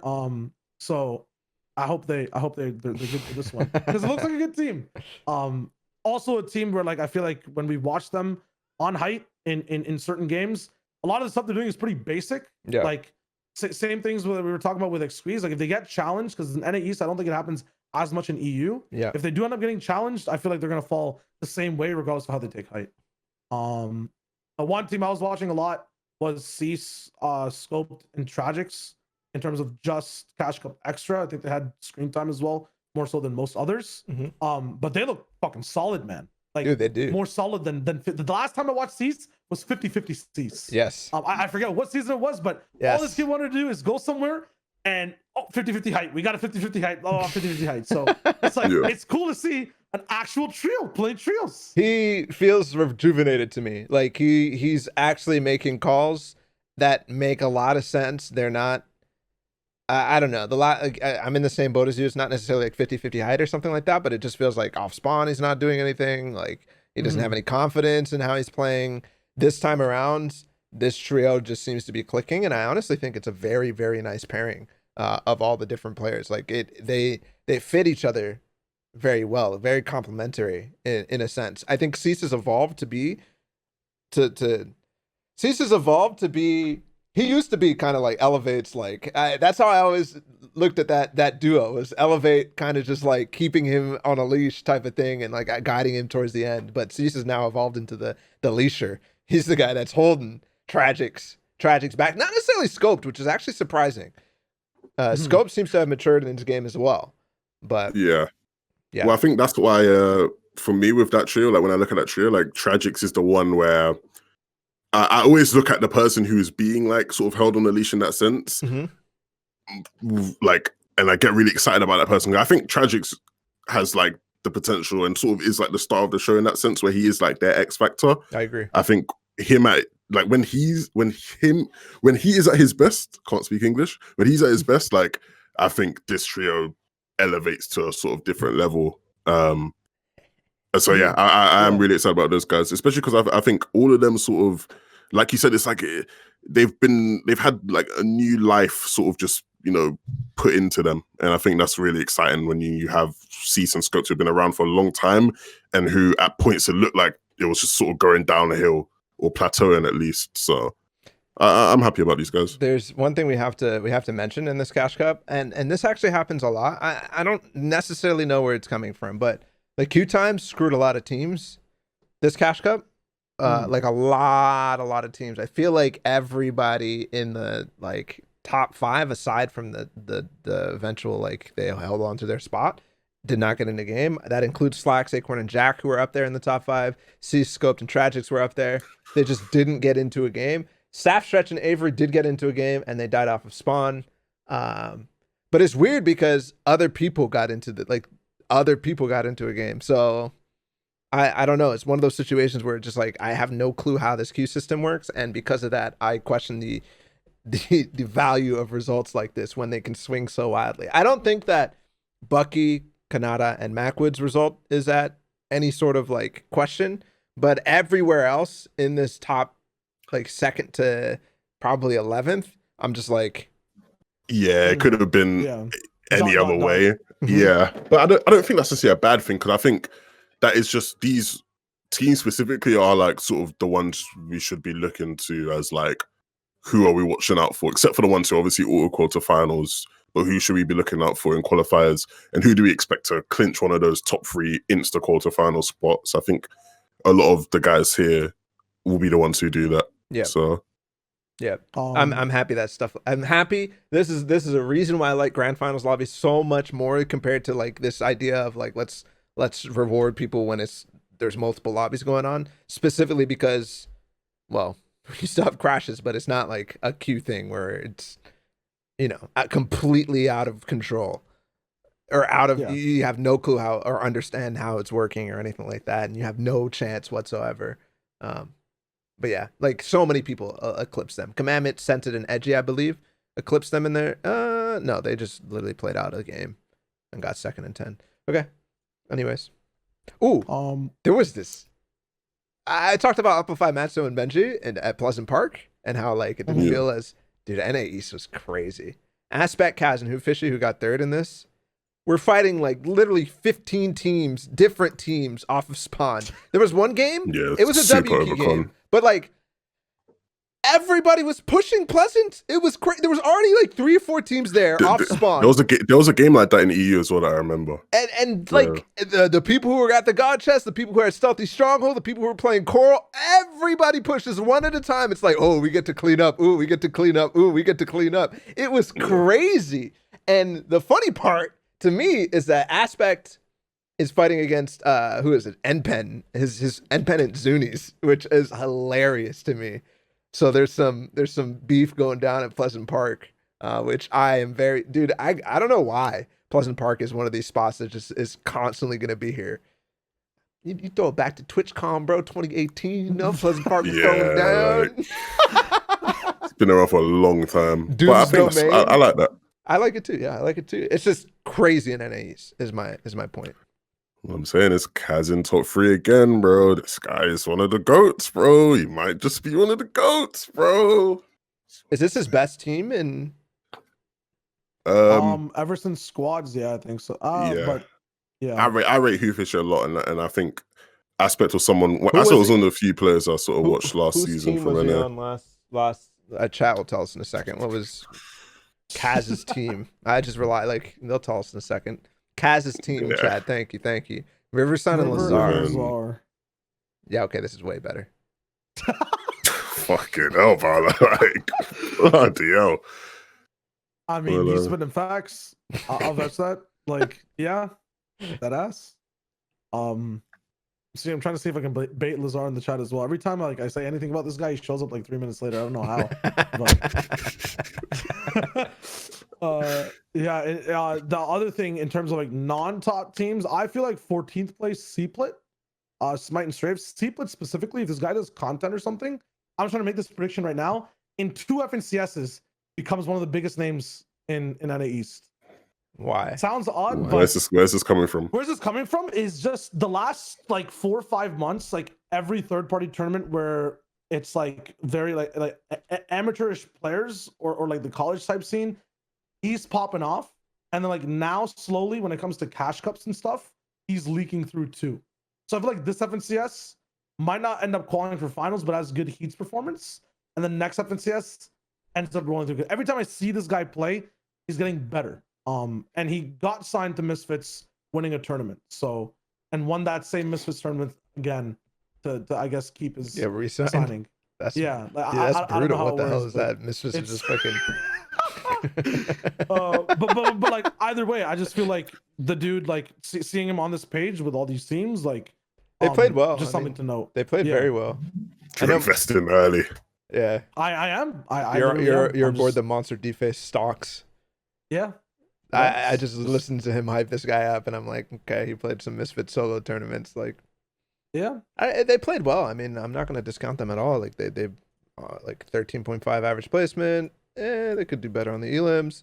I mean, from the games that I saw, they were doing very well. I think were they in one of the games that DreamHack watched win?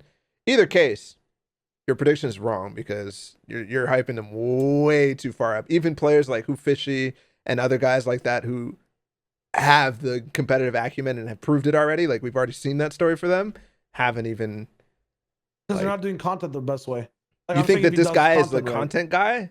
No, I'm not. I'm just saying if he does content right. That's Oh, all I'm okay, saying. okay. Well, It's a- it's- fuck, it's- if I it's- do it's a content safe right, risk I'm gonna blow statement. up too. Like, Okay, like dude, like yeah. if we do the Fantasia if- podcast right, it's just gonna blow up. Like, If my grandmother had wheels, she would have been a bike. Yeah. All right. Okay. no shot.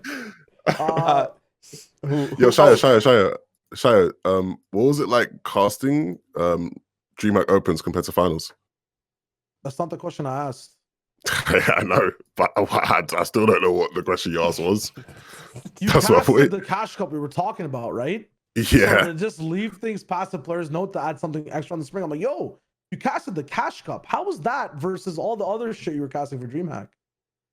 You could have said, yeah, it was nice, blah blah blah, and then we could have moved on. But now no, we're but here. I thought you were trolling because the last ep we literally had the conversation of this is just like casting semis of DreamHack. Like it's like basically the same shit. I have the worst and shittiest memory of all time. So Okay, no. well, That at was least not what so I was that alluding so to. that ends No. that one then. That ends Alright, that one then. alright, You we're can't chilling. remember to last week. Can we? Yeah, can we get a we're little chilling. sheesh, like sheesh. All right, I got you, I You got guys you, I are got fucking you. arguing. Damn, we going at each other. All right. We'll leave it at that. We'll leave it at that. I wanted to mention something about Saf, Stretch, and Avery.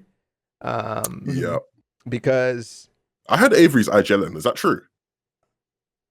I I don't assumed it would still be Stretch. I don't know. I'm Too many sure chat will let us know. Yeah, chat. Well, Trofa's the only trustworthy guy in chat, and he's gone because we're talking about NAEs. He's like, fuck that shit. He just does not care. Somebody said stretch IGL, blah, blah, blah, blah, blah. Yeah, see, it's not Trofa, so I don't know. Anyways, what I was going to say about them is that Saf and Zayt have always, to me, looked like a team. I mean, this is probably not even a hot take or anything like this. When they're not on height, they look very lackluster, right? Yes. This team does not. They actually look like they have a devastating mid-ground. And the games that I watched from them, they did well off of it. Very, very well. Got second in one. I think they won another one of the games that we were watching, and it looked solid. They were fragging out on mid-ground. They gave up height. They were not even fighting for it. They didn't put themselves in a position to like even challenge, and they did very well. That is a scary, scary, scary sign for me for NA East. If this trio develops in something that can transition and not necessarily full send on height.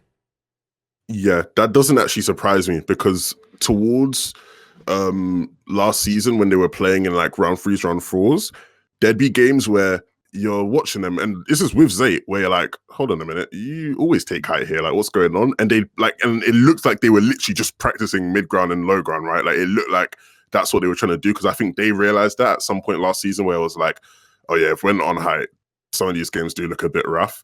And then you add Avery into the mix, who has just always looked like a really, really, really solid sort of mid-ground player. Yep. Yeah, the sort of dynamism that comes with adding Avery to this team is really dangerous. And I think their ceiling is just really high. Well, you'd already expect these guys to do well, but like, you know, I think they have the potential to be champs. Yep. At their best. Yep. I'm also not necessarily surprised, because to me Stretch has always been like, back in the day, back when Stretch just was coming up on the scene in terms of comp, when he was playing with Booga and Clarity, was it? Booga Clarity? Dude, that's a throwback. It was Holy Booga, crap. yeah, it was Booga, Clarity, and then when it was squads, who was their fourth again? They like Twifo? Was it? I don't know. Yeah, anyway. It was Twifo. It was Twifo and squads. It was.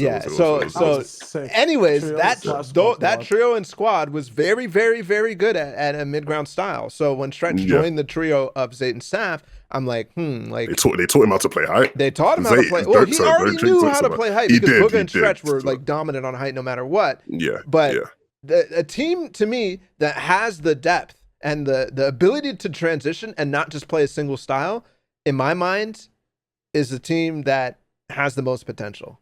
I don't think that's ever actually like worked out in terms of like who's winning the FNCS, because it always feels. I think we're moving towards that direction. I agree. think the game's evolved to that point where especially you do with have mobility. to have that. Yeah. Because then there's actually that decision point where it's like, this height team is scuffing. Like, let's go, boom. You know. Whereas before it's like, okay, well, we're gonna make a height take no matter what the height team is doing. Like, these height takes have to be actually calculated. Of course, there's 50-50 years, especially in the opens and cash cups and whatever. But I think that's solid. Also, does anybody else feel like Saf has been like sleeper Moody? in the last couple? Oh, huh? What? Sleeper? I thought you were gonna say Moody. I thought it's Moody.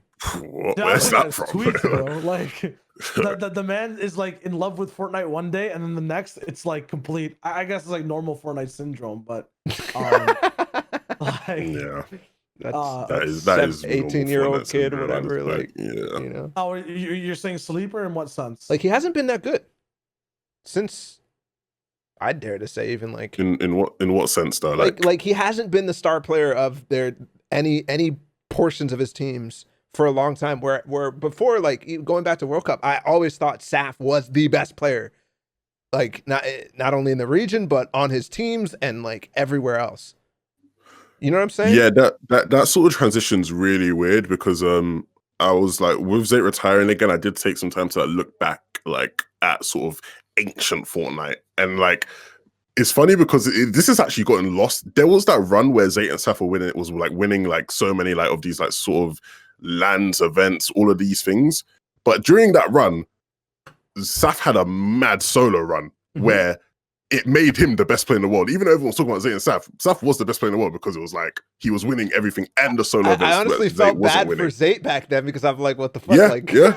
Yeah, no, it was true. Like if people like were really following combat, then everybody was just saying Saf was the best in the world because he was winning the solo events on top of the shit he was doing with Zay. And like, I get what you mean. Like in terms of that sort of the way you used to see him as like a star, it's been less and less. He's almost like, it's when, you know, like when in like a sport, yeah, like basketball or something, like the guy that was once the star transitions and he like moves on to a stack team and like he just becomes a role player, like, and everyone always talks about how he's like, oh yeah, he's learned to accept his role. He's no longer the star he was. He's learned to accept like his Chris role. Bosh or something on the Heat. Yeah. Like Chris Bosh going from the Raptors to Miami. It's like he's fitting now as the third guy. Like it does sort of feel like that. But at the same time, I think he does still have his moments. I bring that up because I feel like this trio, all of a sudden, I'm thinking like, who's the best player on that? Like, who is the star on this team? And you know, I'm thinking Stretch right off the bat, and then I'm like actually trying to think of like what makes Saf good, because he's always on good trios, like, and his trios are always very successful. And I'm like, is this guy just like selfless team player? Like he's just in the background. Like he's a fragger. He's absolutely insane. Yeah, I don't know. I don't know where I'm going. For me, when because there was a period of time, I think last season they were sort of releasing comms for a bit. Like Stretch would release like 10-minute comm videos, which I love those videos. I know you like love them in Val and shit because they're really good in just any game and people should do them more. But when I'd watch those videos, Saf would just sort of be like the guy that's more quiet, you know, like Zay and Stretch are constantly sort of talking. Saf is giving his input here and there, but ultimately he is just getting a bunch of frags and like he's doing all the shit you want him to do. Like he's, you know, he understands the game. He has good fundamentals. And so in that sense, almost like a support player. But yeah, I know what you mean. It isn't as obvious of, yeah, Saf is really good. This is why, blah, blah, blah, blah, blah. It's just sort of like, you know, we've always just understood him to be good, and we've just kept that image. You know those battle support roles in games where it's like Battle Mercy or like Battle Sage? Like, oh, stop it. Is it Battle Sage? No, like, you know what I mean? Like a person that's really good with knowing like all the things that are going on and knowing exactly where things look off in a sense, while comms are going down, while you're getting all the info, and then you can just operate, you know? Yeah, no, that's what I see him as. Maybe like my vision of him is wrong, but that's what I've seen him as the past couple of seasons. It's just that guy who he understands everything well. And so, you know, he doesn't need to be as vocal, you know, he doesn't need to be as flashy. He just does what he needs to do. By default, that just doesn't make you stand out, right? Like, a lot of the time. Yeah. But if you're the best at that, that's huge. No one will really notice unless they take a deep dive, but that's one of the best qualities to have. Anything else really about NA? Cash Cup Extra? Vols here again. Yeah, some of the lower teams, Pledge and whatnot, and the whole paper split with Jumper, both teams are doing kind of good. No, I don't think so. I did feel at some points I was watching an EU tournament, watching this tournament. Like, yeah, dude. Like, I was flipping through the VOD and I saw like, oh, Savage on height. I'm still watching EU, but wait a minute, it's like 7 hours in the broadcast. What the hell? Yeah. It's like, wait a minute. Whoa! I just thought of a loophole. Hold up. Hang with me, boys. Okay. all right. Janice Chaffix, Thomas HD flicking an ass. They play NA FNCS because they're already called for EU. Dude, I was can they do that? Why no. No, they can though, because I'm pretty sure the rules like kind of clarified that. Because you won't be able to go play EU then. You'd be stuck on the NA track. Exactly. Yeah. Okay. You'd have to forfeit all your spots on EU, including your auto qual. But imagine. They should allow low-key. They should just allow it, bro. Just have like 21 teams. That'd be so region. sick if they actually like were able to compete and played and like did decent. Oh my god! They should allow that. Bizzle would be complaining on Twitter, so we can't have that. True. Cool. All right, let's talk about EU, NA, and everyone, including Bizzle, and the power rankings of FNTASIA. Let's do it. FNTASIA. FNTASIA, bro. Kind of a PR in there. Sometimes I just don't understand how your mind works, and it's just fabulous. I just really wish I could be in there because, bro, you move. I don't even know. Anyways, EU or NA first? What do you want to do? I want to do NA because we were just talking about it. EU Okay. needs to be a little bit more cooled down. Okay. Let's do it. So I'll ask you guys, how do you want to do this? Like, how do you want to start? Do you want to like Okay, let's start by explaining to people if they're watching what exactly they're seeing, and if they're not watching, go and watch. Basically, there's bolded teams here. Those are the teams that obviously are auto quality FNCS. If you don't see a team here, sucks to suck. Maybe call it out in chat. I don't know, but we tried to think of every single team that could be inside the top 10 or top 15. Let's pick 10 teams. Let's start, I guess, personally, with the teams that are bolded, the teams that qualled. We can get through them first. It's pretty easy. They should be in the discussion because they're the most hottest coming through off the last FNCS. Top teams in the region for power rankings. Where do Acorn, Jack, and Slacks go? Well, it has to be number one. If it's not number one, it's first or second. Yeah. All right, put him at number one. Okay. Let's copy paste that. That's screwed. Yeah, I mean this to me seems very much just easy. Like absolutely dominant in preseason and or like just finish the thought on Acorn, Jack, and Slacks. Yeah, just absolutely dominant preseason. They won the last FNCS. Like I think that's kind of where we'll frame this, is like this is based off of the last FNCS and preseason going into this, right?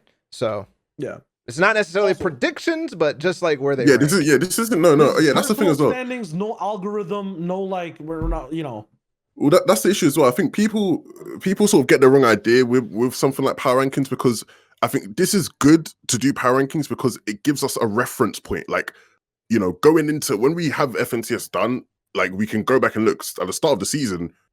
People saw the strongest team as being Acorn Jackson. It's not a prediction list, like, you know, it's too early to make any sort of prediction list. But if you're making a power ranking, even though I personally expect and think Centered, Edge, and Commandment could win FNCS this season, that would be like my early prediction. But it's without saying that Acorn, Jack, and Slacks have to be number one on a power ranking list. Like, they have just been ridiculous in preseason, and obviously, like Bala said, they won FNCS. Yep. So now, I don't necessarily think that all the auto quals are going to be all in the no top in 30. EU it's not like that. Yeah, in my opinion. I think in NA it's different though, or maybe not in the top 3. I think Centered, Edgy, Commandment.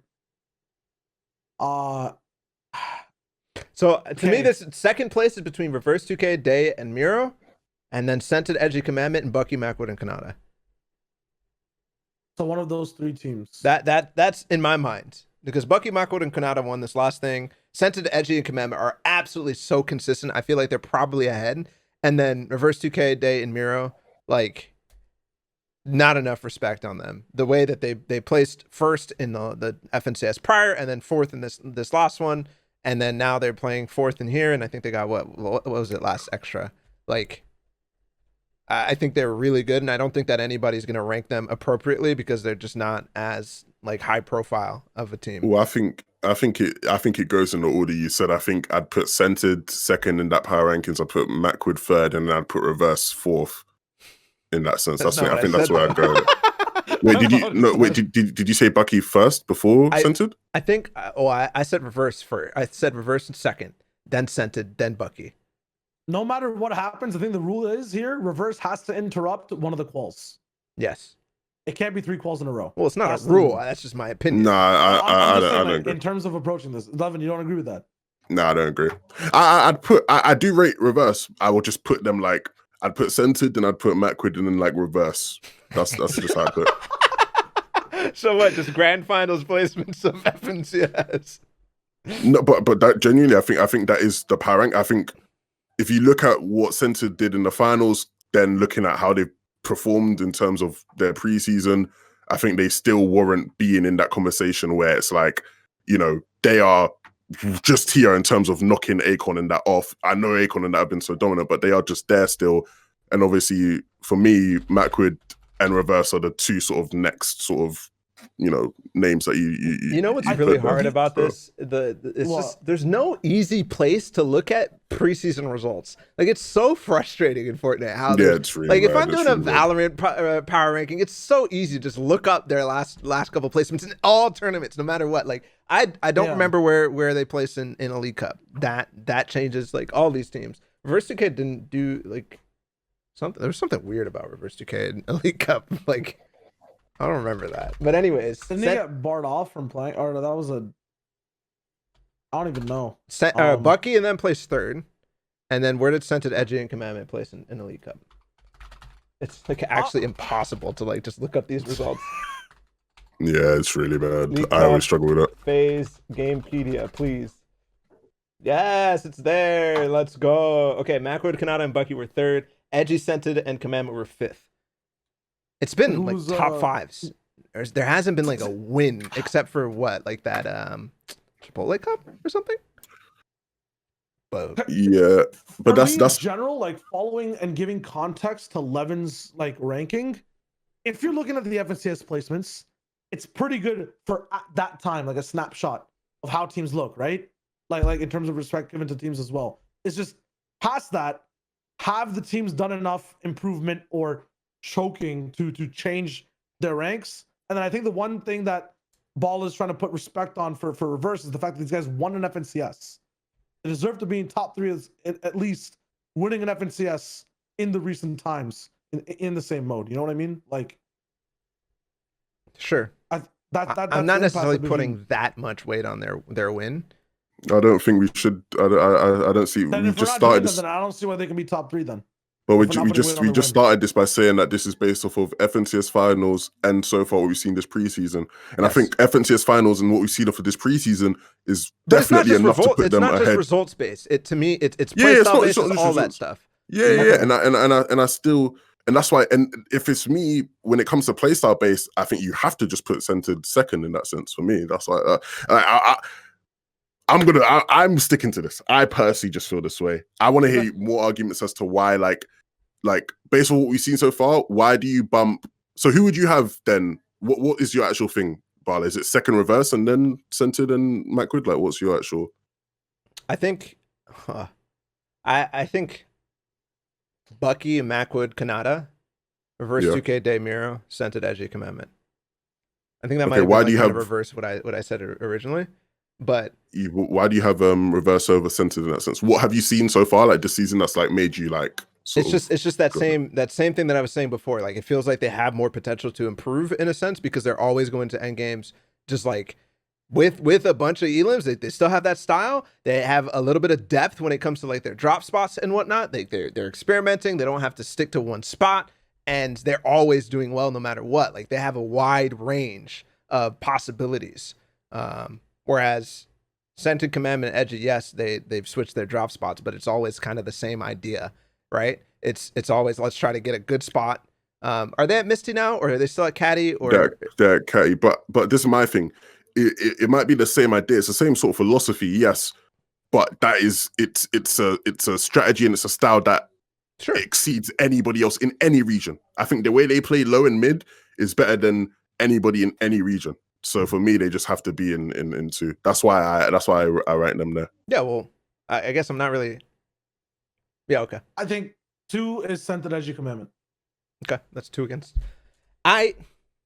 Meanwhile, Bucky, Macwood, and Kanata, in my opinion, have had better. No copy. No cut paste. Oh yeah, I can just copy. Yeah, I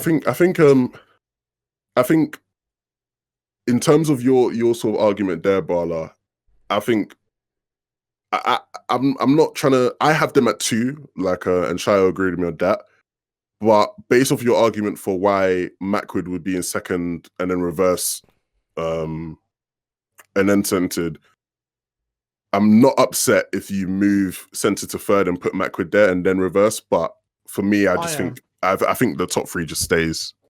I think over here, if we're talking about now potential and playstyles, you put Day Miro and Reverse at third, and you put Bucky, Macwood, Kanata at fourth, because it always seems like when we're at the final slots, Bucky, Macwood, Kanata are the ones who are clawing back for a spot, whereas Miro, Day, Reverse, they have a chance to do a lot more, and they play more consistently, sometimes choking by a few margin of points to losing a placement.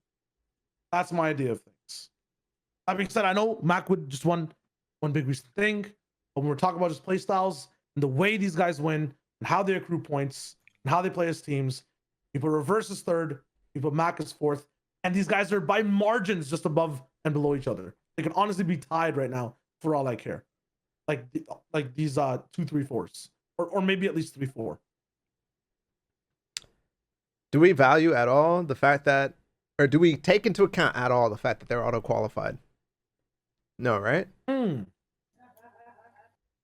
do you mean in that? So what you Like trying in to... my mind, Bucky and Macwood Kanata, the way that they play, it's always craggy. Obviously, they're trying to claim that, but they don't get the opportunity to do that. And I also think that they're a team that mentally will struggle to not be playing qualifiers.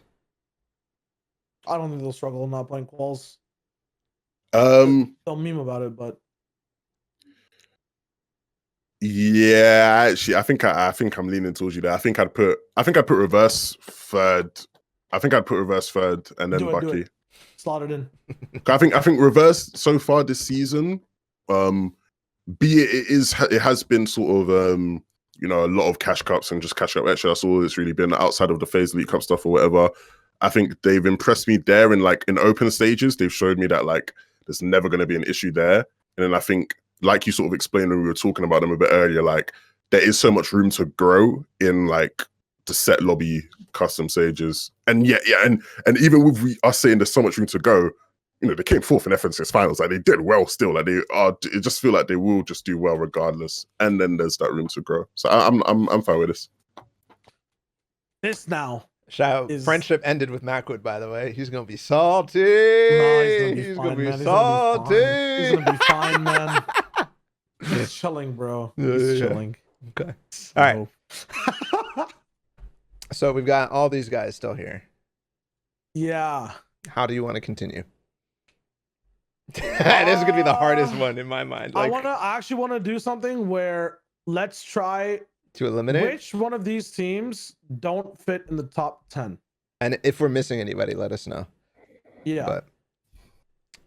But I feel like we can delete. Oh, do we?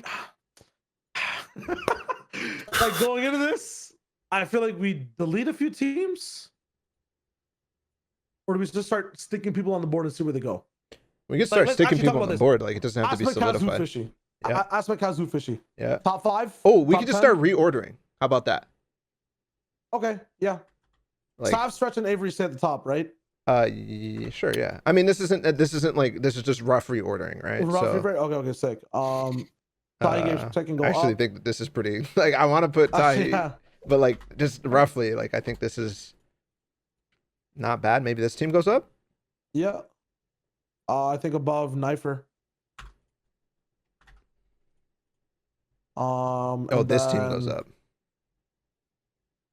I think isn't Gonzo playing with Yamzo, bro? Right here. No, Yamzo's playing with Posick and he's down here. Oh, okay. I actually think that this team goes way up as well. Probably above Nosh. Above Nosh. Above Strodels. I don't know if I put him above Nosh. I think this team goes up as well. Nut. All right. Above Knifer or below? Okay, sick. Niddlecaster Smack need to go up? No. Yeah, I mean, I don't know much about them. Sure. Maybe here. They always have high prio on that POI. Yeah. Sorry, come say Zypha. What are we thinking? Can you go lower? I'm capping for the boys. Camper, Joji, Tabs G. Here? We rated them very high before Elite Cup. We rated them very high. Jumper kind of in the business, and then Tabs G for some reason also in the business. Joji also in the business. I do rate those guys though. Somebody says X and B, Scrubs, and sorry, who? Blake. Wait, all right. So there obviously is a snake season happening right now. I don't know what the fuck it is. Oh yeah, there is, isn't there? Even now, new trio. Dude, if it's snake season, delete the trios. They don't need to Yeah, I agree. I agree. If it's snake season, just get rid. Then just get rid. We have so many other teams, we can just include them. Get rid. So get your shit together. Is this a trio? Creo Bully Apparently. Didn't split? Nah, no shot. Yeah, okay, dog. Okay. 7 hours. Didn't Creo Bully play with Kalk in Casual Extra yesterday? Yeah, but they snaked him. That was there was drama about it last night. Oh yeah, I'm sorry. I'm not doing. I'm not doing this by the way, buddy. Fuck this. I'm done with this. Yeah, I'm not doing this by the way. It's just we're done. We're done. Just whatever we have is fine. I'm not asking chat anymore. Okay, whatever. All right. What do you want to do? You want to start at 10? Stop, Stretch, Avery. Where are we going? Yeah, I'll put him 6, 7. Let's put him at 7 and see if we can do anything with that. It's Okay. interesting. Keep it spicy. Okay. And then This is locked in, so let me hit a little fill. Yes. yeah. Look at that production value. I want to talk aspect Kazu Fishy. We talked about them a bit. 3rd and 1st in the most recent cashies, popping off in a few other cashies. What are we saying? I still feel like it's not there for me yet. Like, Are they top 10? I think they're top 10, but I don't think they're past Saf, Stretch, and Avery. 9. Put them in I don't- 9 for now. They're 11. What do you thought? they're newly formed, Mm-hmm. and it's not newly formed where it's like if you look at EU, Tayson, FNTASIA, Nate, where they've just been dominating, so you have to put them high.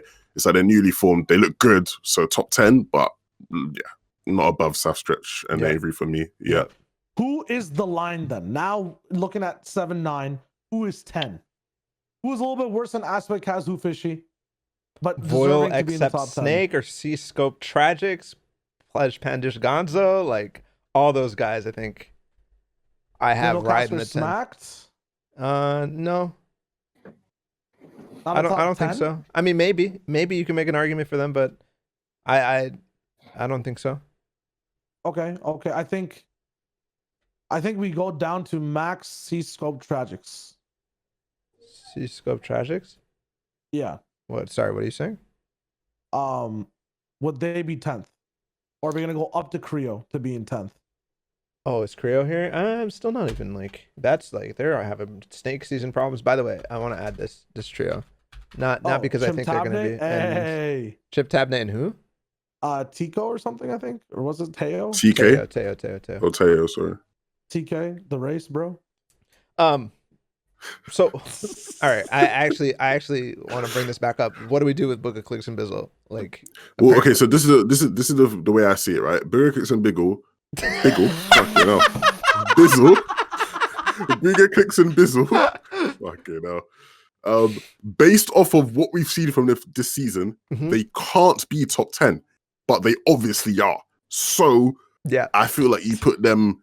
I feel like you move Saf, Stretch, and Avery to 6, and you put them 7, because this season what we've seen from them has been horrid. However, they will get it back together. That's the way I see it. I see it as they get it back together. So I'd put them at 7, below Saf, Stretch, and Avery. okay. I I mean, agree. the rumor is that they're disbanded. By a dude, bro. One dude. By one dude is the rumor, no? Okay. True. And his name started with E. Oh, It fuck makes yeah, it even no, worse. like, you get it know out what of I'm here. saying? Okay. I'm Yeah. actually fine with this. I think that you're right. Sorry, I was looking at chat. I copy paste this? Like, I think it's horrid, but I just think if they start playing again with each other, you assume they get it together, and they do really well. So Yeah. you need me to get that shit together so we can get together. Yeah. What are you saying, bro? People listen to this on You need ears. me to. Shut up. What if they're listening to that song, Levin, while listening to the podcast, and it happens at the same time? Bro, what can I say? I'm a Okay. magician. So Skittles Ty ages Gibbs, right? I think both of these guys deserve to be in the top 10. Yeah. Oh no, wait. Godsky? I wanted you to move. I wanted them right one below Saf, Stretch, and Avery. Oh, damn. Which one? So, like, I wanted it to be right or no. Like, I wanted Saf, Stretch, and Avery to be 6th, and then Booger Clicks and Bizzle to be 7th. oh. Flip flop, so to say. Yeah, that's the vibe I'm feeling. But then when you say now, and I agree that those guys should be in top 10, and so I think you bump it all up one more. So I think you bump it up one more, and yeah, those guys 5 and 6, and then the other guys 7 and 8. Well, this isn't final. We have to actually like argue about Yeah, this. we'll get it. But that's just like a rough, you know, like a rough. Love arguing. Yeah, you know, like a rough. Yeah, of course. Yeah. Skittles Ages Degen is the cutoff at 10. Man. Okay. All right. Okay. I don't know. I'm impressed by these guys, Voil, Accept, and Snake, this season. But I don't think it's like You think they're top 10 coming in power rankings? What? I give them 12th. Also, I feel like we're rating these guys way too high. I also would agree. I think they're below Bugha Clicks Bizzle or on the same level of. Wait, why? No. When I said bump it, I meant bump it up. So What like the that. So All right, it's fine. What he's saying all right, is- who's yeah, fifth? yeah, Who's yeah. fifth? my point was that you move Saf Stretch and Avery up 1 to 5th, Bugha Clicks and Bizzle up to 6th, Tahi, Gabe, and Sprite coming 7th. That's what I was trying to say, brother. Okay. All right, cool. Let's just get a team Yeah, inside the top 10. let's get anywhere from another 1 to team 10. in here. Anywhere from 1 to 10 out of all these teams, who gets to play in the top 10? You're making. I want to say Full Acceptance Snake, but then I want to say C Scoped and Tragics.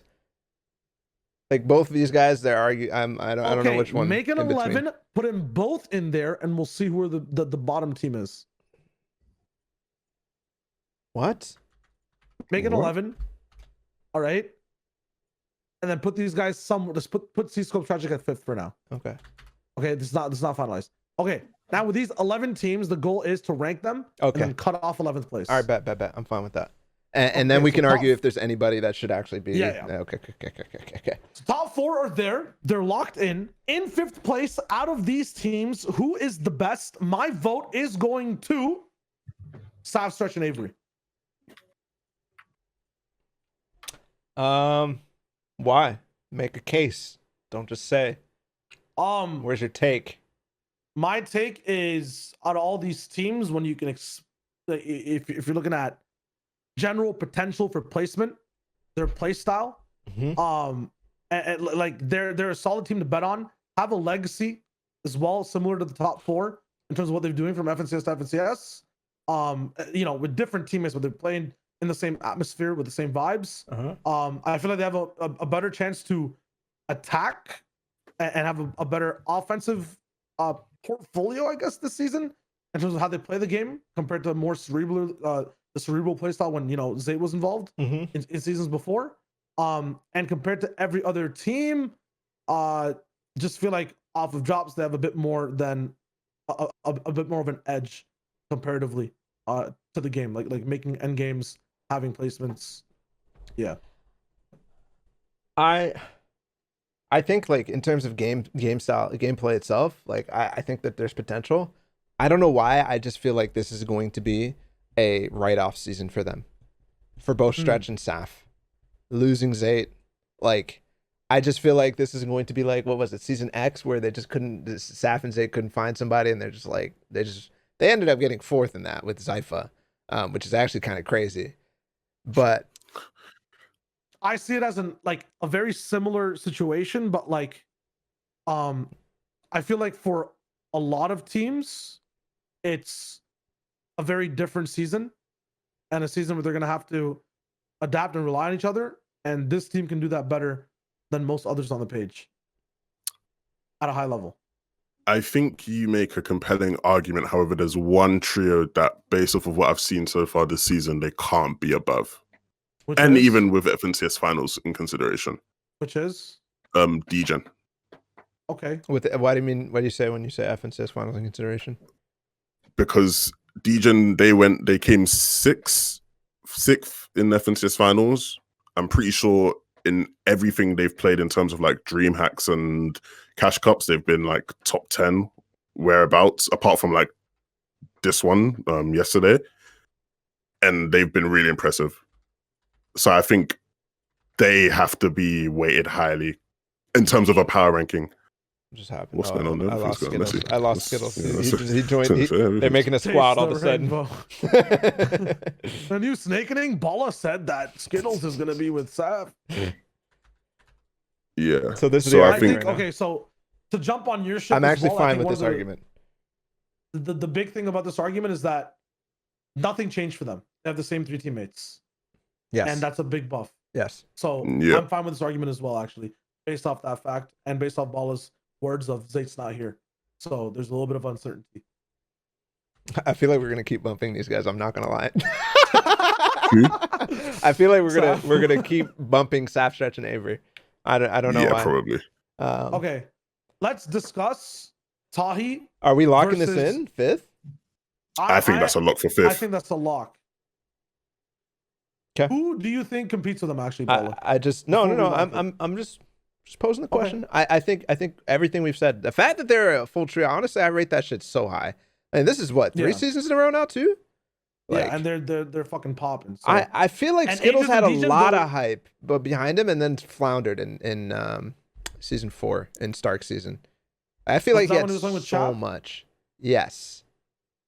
Okay, but I think it's just you realize that even in that trio, like in that season, he was like the star doing the craziest shit. Yeah. Like whenever they were in what the fuck situations, he was the oh shit. Yeah, you're right. What I mean? Like they still made it Maybe work, it was just that trio. All these guys have been like, and then oh Aegis shit. and Degen have moments. literally been like fucking conjoined twins. Like Degen was playing with like, who was he playing with? Animal and like Icy or something? And it was always Degen and Iciev, and then Degen and Iciev had to pick up a teammate after duos, and then it was Degen Animal went with Aegis. That was crazy, and then eventually, okay. Yeah. Degen was the guy we were roasting for contesting Tfue one day, at one point. No, I know. I remember you roasting the shit out of him. Yeah, bro. Anyways, so this is locked in. Cool. Yeah, I'm happy with this. Get the 5 in there too. Yeah. I think a lot of people are going to give us grief for this, but I think this is correct. Oh, give me grief. No, man. no, DMs I'm are just saying. open. I'm just stating the fact. I don't. Nah, I think I I'll die on I that don't hill. even care. Bro, I'm EU, bro, so this shit don't affect me, bro. As long as I don't fuck on the EU shit, like, this shit don't affect me. So in set 11, you want to just cause fucking chaos and just be like, yeah, man, shy. Clarity or first. Yeah, you know what, guys? I'm not ending this pod until you put Nosh in 4th. We're not leaving. We're not leaving. Everything that I'm under the line for it. I have nothing to do with NA. I cast to you guys. So, and I analyze NA West. Buddy. So, you know what I'm saying? Like, okie dokie, buddy. Okay, 6th place, Saf Stretch and Avery. Tahi gave in Sprite, Booga Clicks and Bizzle.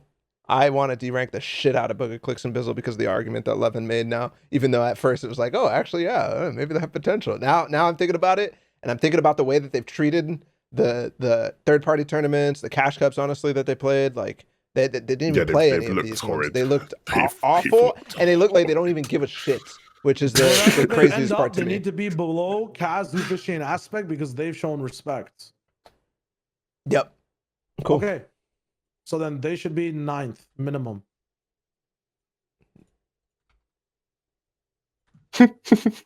Oh shit. Oh, what just happened? Oh shit. Fuck. Oh my god. It's fine. Just continue talking. It's fine. Stinker. Figure something else. I need to look at the numbers. Wait, man. what? Let's talk about this then. Why are we not locking Sapphire? Tahi versus Saf. What's going on? Tahi versus Saf. I think if you were to look at the actual results, where did Zayt, Saf, and Stretch again? FNTASIA again? 8th. I think when you look at the results, even with like the new, like they've considering Avery's joined. Oh right, I forgot they had the reboot round and then fucked around getting contested. Yeah, considering that, I think Zayt, Saf, and Stretch are definitely above Tahi, Games, right? When you look at just pure results, and then I think Avery, Saf, and Stretch. That is true, but then even then, I think these guys have had a couple howlers in 1 or 2 of the events, but then they've also had a couple events where they've looked really good and they've placed well. And I think the same thing for Saf, Stretch, and Avery. But then I think the same thing as well for Tahi, Gabe, and Sprite. I think they had a couple events where they, didn't do anything that was worth noting, but then they've had a couple where they've been in like, top 10 or whatever. Avery, Stretch, and Saf got 4th in the Elite Cup, by the way. Yeah. And I think results like that show that regardless of the fact that Avery is someone new added, I think they should still be ranked really high because they're also very good friends. It's not like this is like, it's not like they've never played with each other in a competitive setting before. Yeah. Are you guys ready for this? What if we locked everything in right now and cut off 11? I looked at the teams. I think Tahi, Gabe, and Sprite have a high ceiling based off what they did last time in Heat and also in Extra, and they seem to be, like, from what I've heard from them, like the way that they're talking and stuff like that, they also seem to be taking the game and then like they're motivated, they're controlled, and I think this is the season for them. I really do. Yeah. Aspect, Kaz, and Fishy. Yeah, honestly, I think 8th place is about right for them. Yeah. And then below that, we see the question is, The the three teams, honestly, that I feel like should be in the top 10 but aren't right now are AV Sticks High Sky, Niddle Caster Smacked, and Night Shark Clarity. AV Sticks High Sky coming in as like a 10. Night Shark Clarity coming in as something in the top 8. Then for the last one, Niddle Caster Smack coming in at maybe somewhere in the top 7, top 8 as well. No. I'd put Chimp Tabney and Teo over. I'm honestly going to delete AV Sticks in High Sky. Like, I don't know what you're talking about. Okay. Ooh. Like, yeah, I don't think that they're even top. I think maybe top 20, but nah. Night Shark and Clarity, what do they do? Like, did well in the Cash Cup, and then Extra they didn't do well? Finally got their reigns together. Yeah, but I would put Chimp Tabney and Teo above them, based on FNTASIA finals performance plus recently. Yeah. Honestly, Eamzo Posick as well, I would put higher. Eamzo's nasty. I said that last episode, but this guy's nasty. Yeah. He's a little bit of a squeaker, but you know. That's why he hits his shots, bro. I drops the squeaker. Oh, yeah, I think he was, but I don't know if he still is. But I drop used to get made fun of because he's a squeaker. Not looking. Was that I drop in the background or?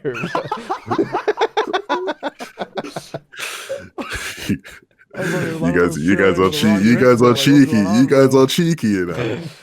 Okay. You guys are cheeky. All right, I'm getting bored of NA East. Not gonna lie. I lock it in. Lock it in. Lock it in. Are we? No, but we have to decide who stays, who goes. 10, 11.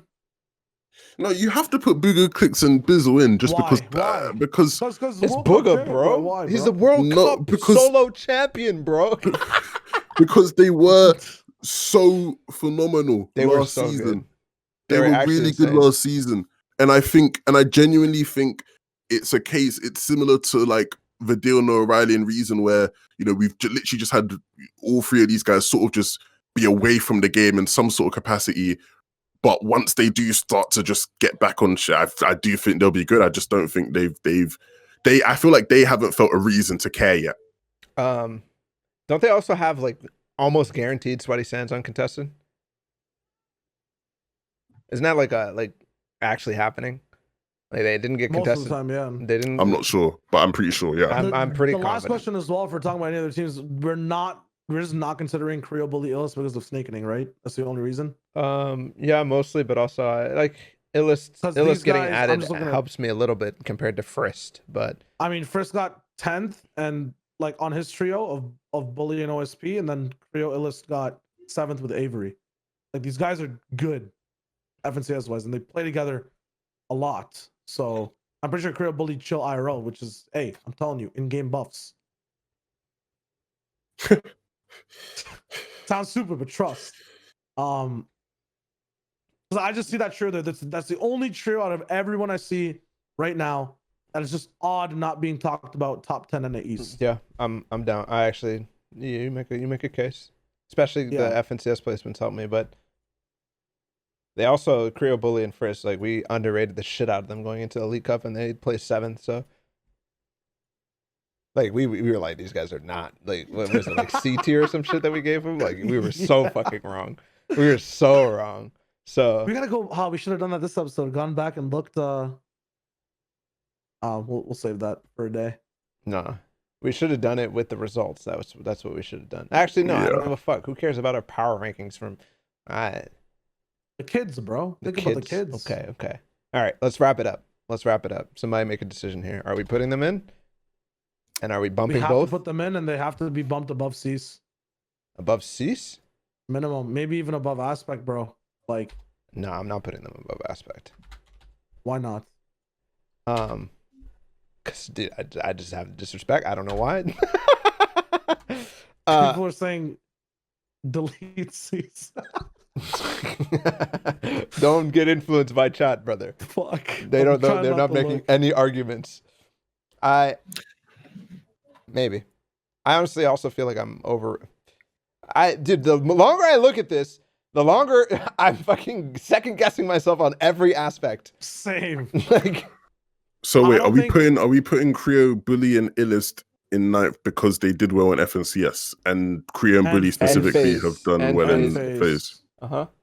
Because isn't them adding Illis like new, because wasn't he Yeah, playing but- with Dubs Mega and that? Like He played with Creo in the FNCS. Illist? It was Creo, Illist, Avery. Yeah. They got first in their heat. And they got like 12th in finals. They got 7th in Yeah, finals.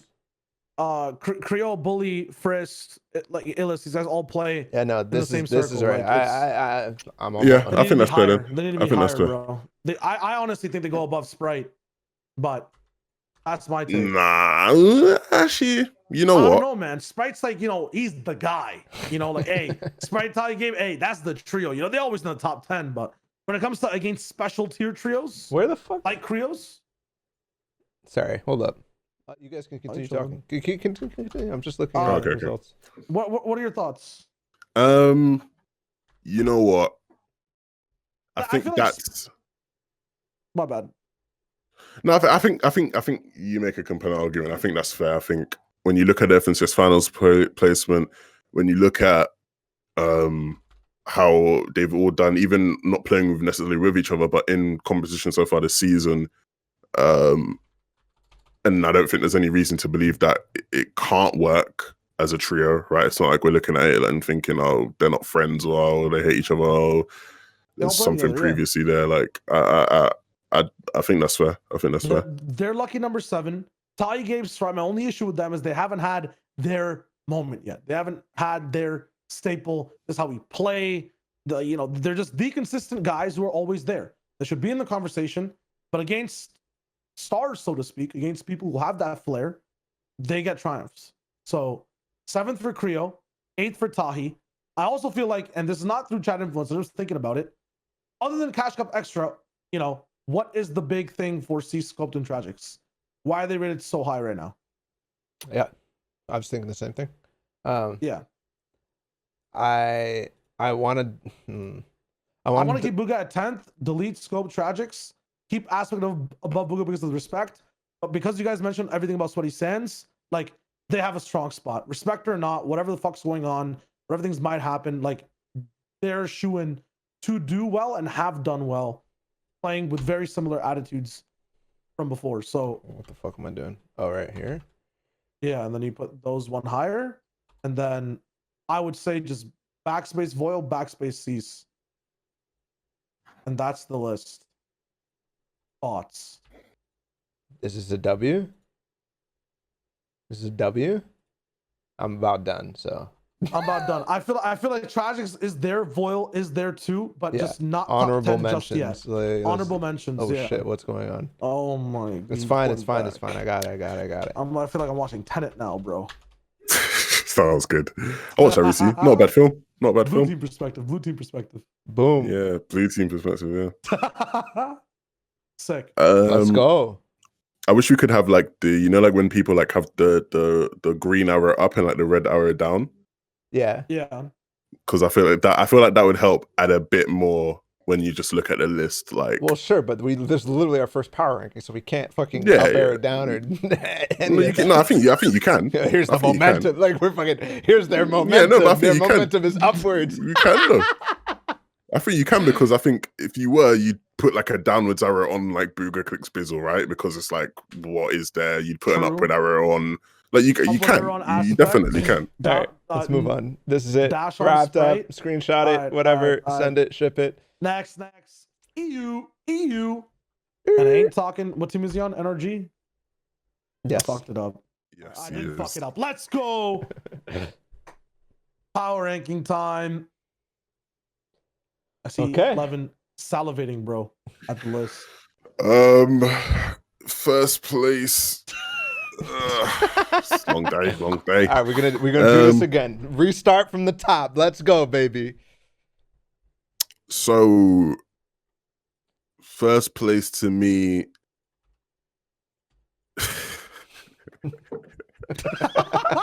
Leave it there. I want you to leave it there for anyone that's No, listening. don't leave it there. Don't leave it there. Don't leave it there. Please don't leave it there. Just take it off. Just take it off. Okay. Please, just take it off. Okay. First place. Okay, I'll start off by saying I think the top 3 is Andelex's trio, Tayson's trio, and Chapix's trio.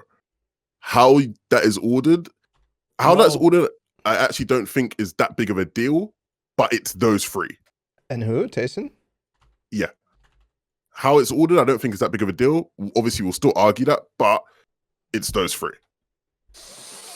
You said I think no, our Shia. biggest Please. argument I'm a is going to be our fanboy of a first. Nas Flick and Thomas, bro. I But don't they've know. done jack shit so far in preseason. Like, But if they've we not know been that impressive. them doing jack shit doesn't matter, do we take it into account? You could say the same for like a bunch of other people that we've already done. Like, you could say respects then. You shut me you up. could say I'm vibing. I apologize. I Okay, fine. apologize. I apologize. Sorry, I'm just going for it so that we don't have to. Okay, make sure you put Cammy saying Teak in there. Yeah, though. Cammy said he'd have to be there. 100% Yeah. without doubt. Like right here, probably. Okay. Yeah. You Just got- put him at 9 for now. Doesn't matter. Yeah, no. well, I think- like I I'm think just they going end for it. So like, Yeah, I think they're Straight up. Might as well mention there. Okay, scroll down. Okay. Looking at it. is it one of these two? Shut up. You know what? God From so damn. far this season, What about Flois, Kaiser, and Hellfire? Top 10. well, they've been really good so far preseason. And to be fair, Nikov has been really good so far this preseason. Actually, Michael Verox, Shewin, guaranteed. Like They were, they had. How have they actually done in Cash Cups? I haven't actually. I always see their names on leaderboard, but I'm not sure of the actual like number placements they've been getting. Are we missing anybody? I don't think so. Chat will let us know. No. Muhammad I'm done SR4 with retire? that. He got banned one season, and yeah, definitely. And then Oh. console FNTASIA died, and no. Who? Sorry. Muhammad SR4. Oh no, Mohamed SR plays Middle East.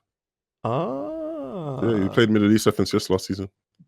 Maxi Let's go. Michael Verox got 27th.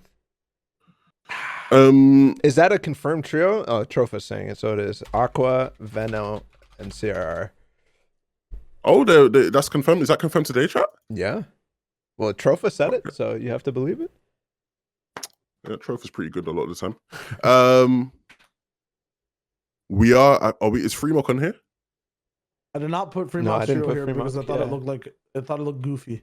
What? No. They are really good. They are really good. Okay. I don't know if they'll just necessarily being get honest, into bro. this list, but they That's are what I'm really saying. good. Like for top 10, I thought it just looked goofy. to So put who it is on, it? so. Not Wolfies. Wolfie, Wolfie, Freemock, and Freemock. who the hell is this guy? That's what I'm saying, bro. Who's LMNX default, bro? I just 97 default. Yeah. His name's 97 default. This guy's very good. Very Okay, I'm tossing disrespect. very I good. don't know. Still very He started 97. he started doing really, really well in January DreamHack. That's what I first sort of noticed him. It's just 97 default. You don't need the LMNX. Let's go, 97. Let's go. But this guy, that guy's cracked. That guy's cracked. Okay, so do you want to just start and then we'll eventually get to who gets 10th later? Okay, You wanna yeah, just, sure. start Okay, this top up? 3. Can we lock it in? No. Okay, why? I rate Andalex and AZ next squeeze based on the problems that I basically said throughout the last 2 episodes. Lower. Think they're How much? Third or second? third or fourth. Put him in 4th right now. Okay. No, what? Who are And you then putting we'll in have an third? argument. Then we'll have an argument. But who are you? Who else would you be putting in third in We're the top getting 3? there, bro. We're getting there. Who No, are the but say top someone 2? now. Who else are you putting there? Who Who- else who would are you be the- putting there? Who are the top 2? It's one of these. I'd say I wanna say Tayson Tayson first, more. Hen second, and Alex third. Who are you putting in? Who would you put in, I in just third wanted above? I just want some emotion right there. Just put him in third. Where the fuck? You know okay, sorry. who are you putting there? So we're There's putting Tayson here. Tayson first. So many things going on. What the fuck is happening? Okay, cool. Tayson first. Are we in agreement with this? I think yes. I think honestly their style last week was dominant, and they'll have the weeks to play. I think that they're all very. Nate is absolutely insane to be put with Tayson. We talked about like the formula to win a Their tournament. everything is just good. They're all around. They will go for. They literally feel like to me the team that has depth in terms of what I was saying with Saf. It's impossible to get rid of that with Saf, Stretch, and Avery. Where I was saying usually they're a high ground team, and they flounder when they don't play anywhere else, but they kind of are showing promise with mid ground. These guys will do well on mid ground. They will do well on low ground, but they'll take the opportunities, and they have that mid ground or that mid game fragging potential, which will set them up every single game, no matter what. Yeah, I agree. I think the way I sort of look at it for me is that the only fears that I have, even with like a Hen, Jonas, and Chapix, it's less of an issue for them actually. This is a benefit for them, which you could argue puts them above Tayson, and that is just that, especially with Cash Cup. Actually, yesterday when I was watching, like some of these teams off spawn look very normal, like they look very human in a way that like they didn't always. Like before, Hen, Jonas, Chapix, like Craggy, you weren't ever going to do anything about them. Yesterday, yeah, almost every time we watched them on like stream on Cash Cup, like they were like getting bullied off spawn, like, and they are really, really good. Like there was a game where obviously Nikos trio was there and caused them an issue. There was the one team with a guy called Spieler, Flax, that trio were really, really giving them issues off spawn. But then again, they're going to be in finals, and so there's a chance that they could avoid anybody that, you know, and could then again, cause them issues there. Still, after we saw 2 games of them dying off of spawn for sure, they still got 6, so it's like whatever. Yeah, so dying off spawn is the biggest of things, especially when it comes to, well, is that trio even going to make finals? Yada yada yada. Like, you know. Yeah, I still think they're fine. I think can we just move Anderlecht up to third? I don't know. It's really bothering me seeing them in fourth. It is. Really I don't see any me. argument for. I don't see any possible argument for them being lower than this, given what they did in preseason. Yeah. Here's Clement. Sorry, I need these guys to. You know what? Okay, so this is the thing for me, and I am fine with Tayson, FNTASIA, and NAE in first. It's just. And it's because what we've seen for them has just been so ridiculous. But when you actually think about it, based off of how we did NA East, and even based off of how we'll decide other people on this EU list, Tayson was 8th in FNCS finals. FNTASIA and NAE, obviously they had the internet issues, but technically they didn't even make it to finals. And on top of that, they're a newer trio, and they're still just rocketing first. Like that either shows one thing, either where there's a lot of recency bias here where we're really just overreacting to what we've seen so far, or 2, what we've seen so far is just been so good that regardless of all those things, they still have to be in first. Which one do you think it is? The latter. The latter. Tayson is. You know, we had the argument last time. Fuck around itis or whatever within trios, but what he's proved to me is that it doesn't really matter. At least this season, he's proved to me that he can, like, he's gone through so many trios at this point, and every single time there's at least one pop-off win in something, right? Whether it's a week, whether it's a Cash Cup, whether it's whatever. There's always that moment where you're like, holy shit, like this trio is actually the best, no matter whether they've been having multiple weeks and whatever. You know what I'm saying? Like, I had that whole thing last week, but last week also proved to me that this trio doesn't matter. You know what I'm saying? You know what I'm saying? You know what I'm saying? You know what I'm saying? How many times am I going to say that? Shy, I want to get your thoughts. I was just letting you two banter back and forth. Tayson genuinely is potentially still the best player in the world. Are we talking about top 2 here? Like, why we're not? Agree.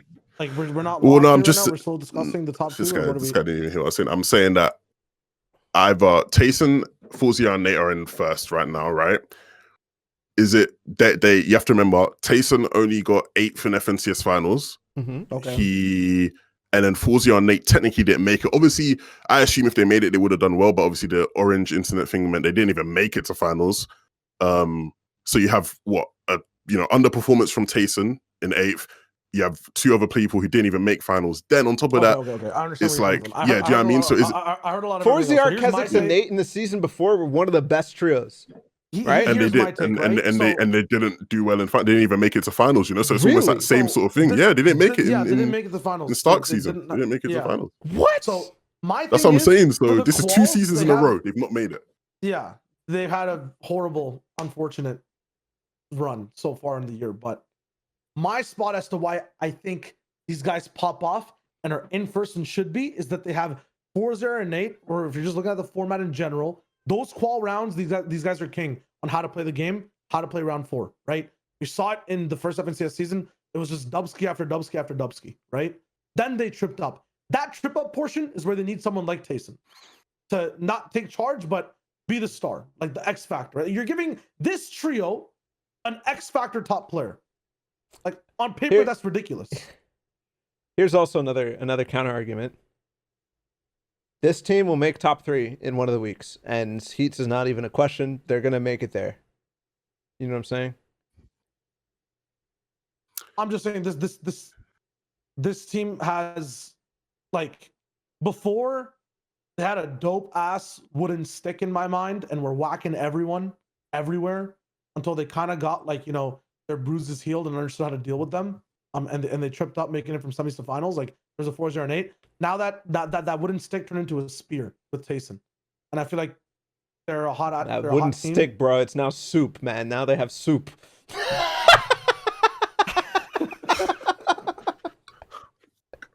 Like what I'm saying is they're a much stronger team with flair now compared to before.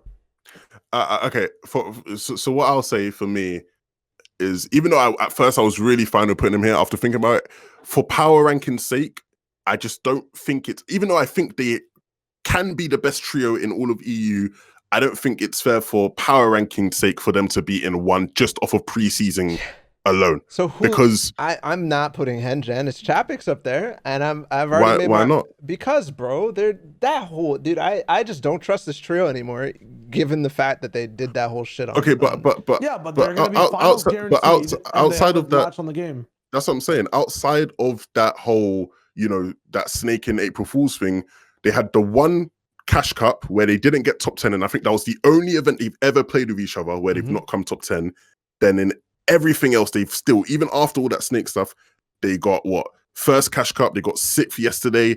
They've had good results. Like I still think, in theory, based off of a power ranking, I still think they should still be first. Whether they're actually the best trio or not this season is in question. And I think it's between those 3 still in terms of who's the actual best trio. But in terms of for a power ranking, who, based off of what results we've had and FNTASIA finals, it still makes sense for them to be. All of that as well, though. That's the thing, yeah, of course. Like, it's not just, but even when you look at their style and the way they've played, if you look at you know how they played yesterday, if you look at how they played in the Cash Cup, their style is ridiculous. They're one of the best fighting teams. They have a very, very good grip of, you know, how to play mid game, how to play end game. They can play up on height. They can play well in mid ground. Like, here's the caveat between the two teams, right? So one of the things that we're kind of dismissing, because, like, you know, it's kind of like division you cancel out on either side or whatever, is that both of them make it to finals. One off of quals, one off of the team's composition, right? Tayson, 4-0, and NAE.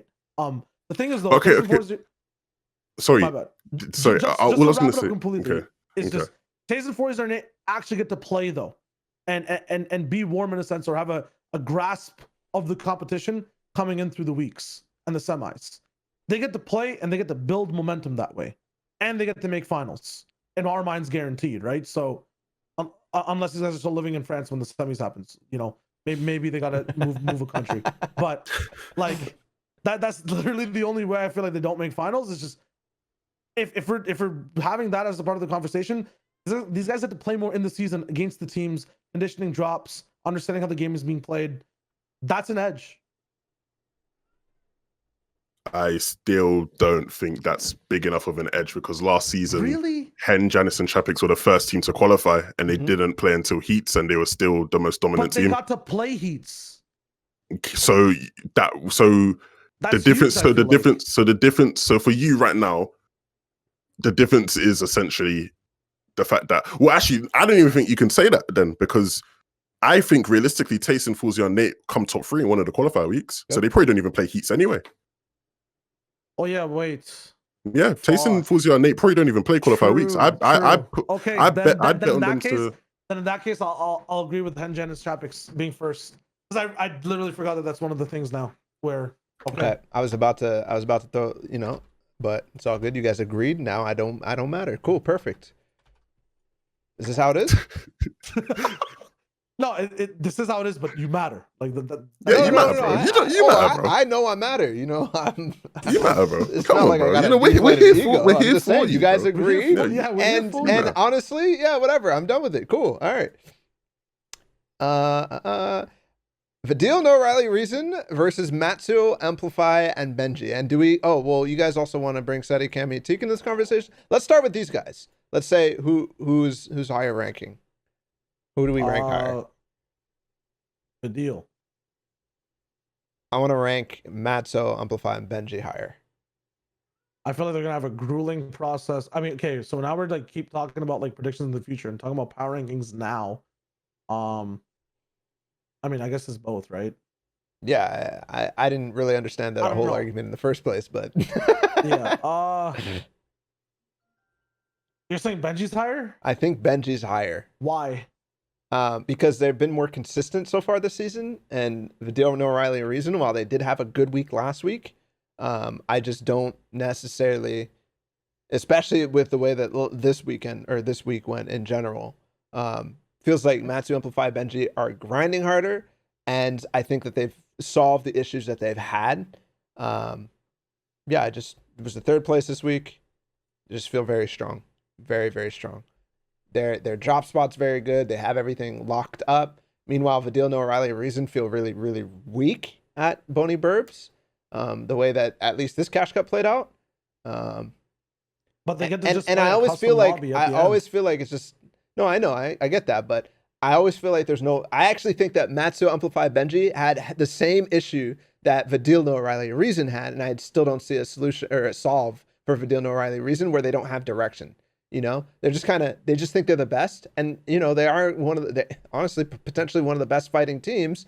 Yet, because of that, they feel like they can get by without really thinking about what their plans are and how to proceed from there.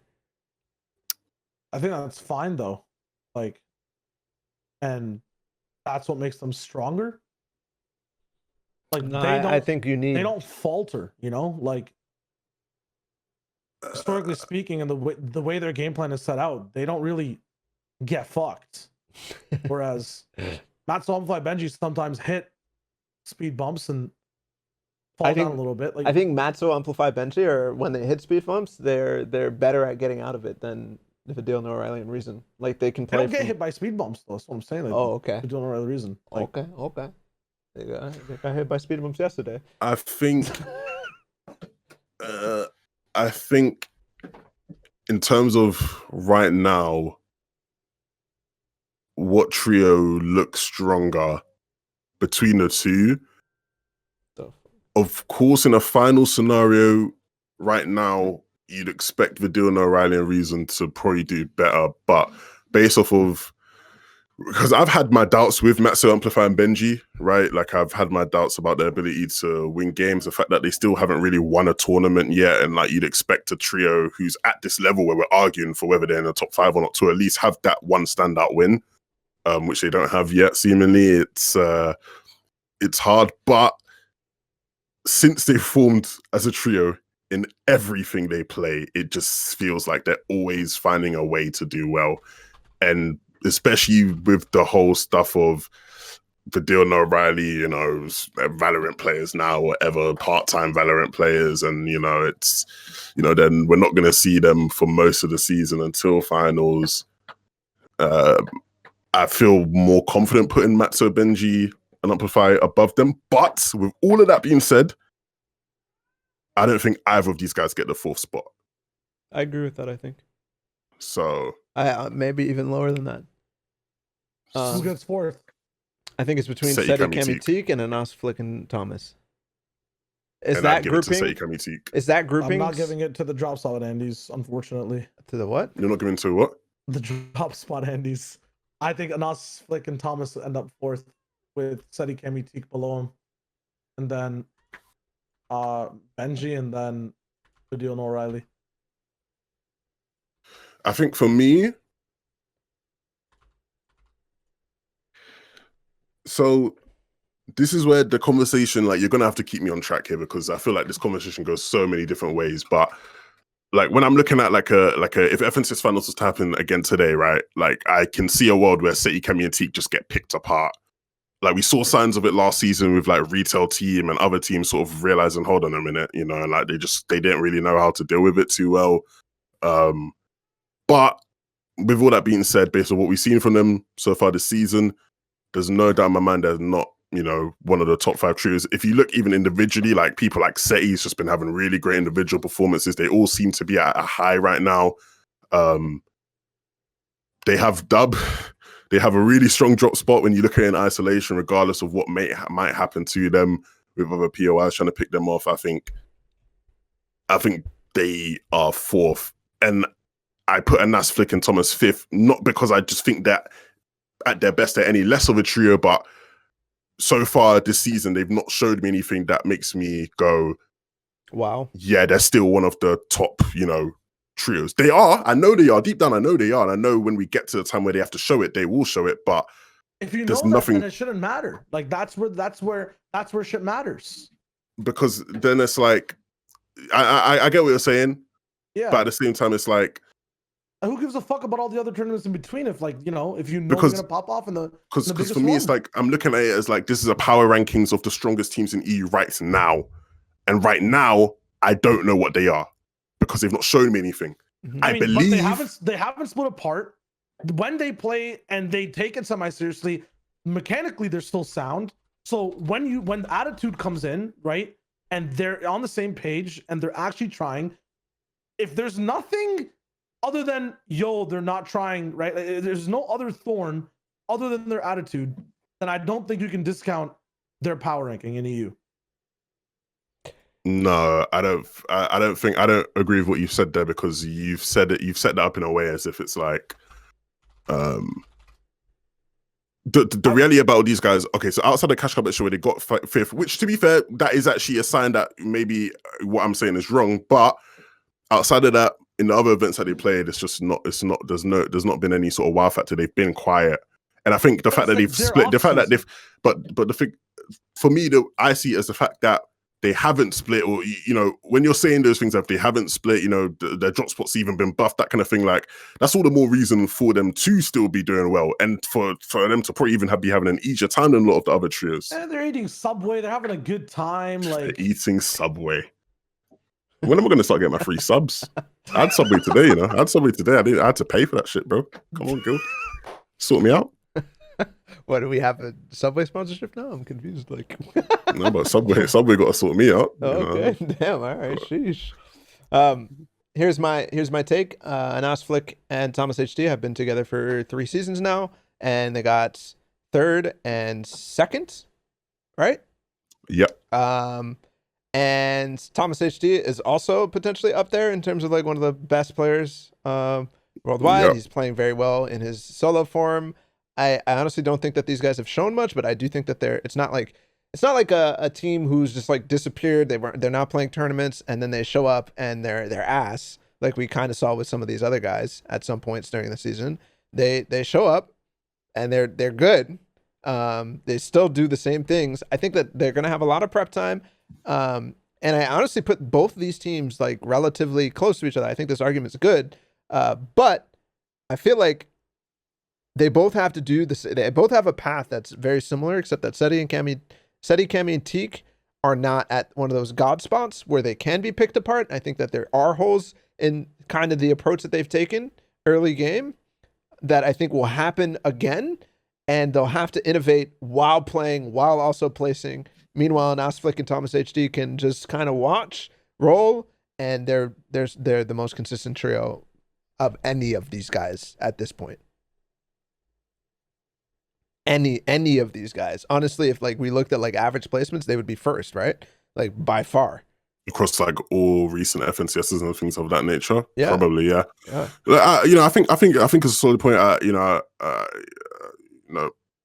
think that's fair. I don't want to come back to the top 3, but I will. I honestly want to put them above Andalex, Nazi, and Sweeze, and then have the argument between those guys. Oh, actually, I don't want to have an argument between Andalex and Seti, but I'd move these.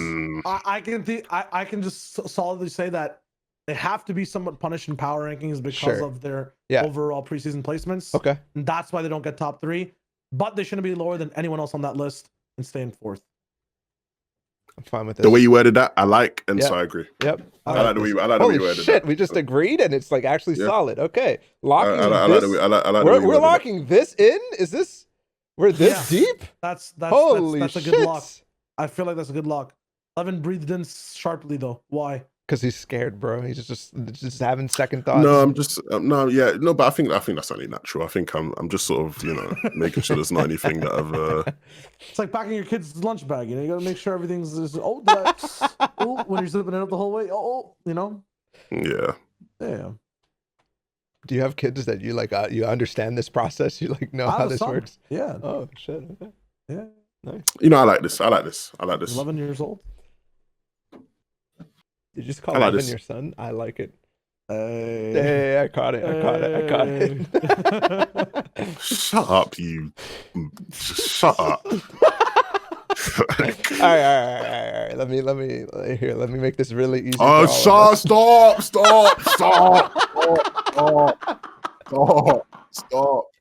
What? For You sure? the audio listeners, he keeps trying to put Mongrel Mitro Milan in like the top 10. Like, Goats, give it bro, a rest. Give it a rest. The goats, bro. The goats. All right, we got 3 more. Let's see It's arguments funny, here. All trios, by the way, they have out of all trios in the world, they have a loading screen in Fortnite. What? Mongo Micho and Benji, out of all the trios in the world, they get the loading screen. They Wow. have loading screen art. This is a fun. Okay. Okay. Nice. We'll try it. I don't understand. I don't even get the reference. Like, I wish I could pull up their loading screen, but I don't know what you're talking about. So let's move on. He's so sad. I was just not hitting today, man. It's just Shoot, bro. I told you last week, shoot. Keep shooting. I'm not gonna stop. I'd rather be over 30 than over 9.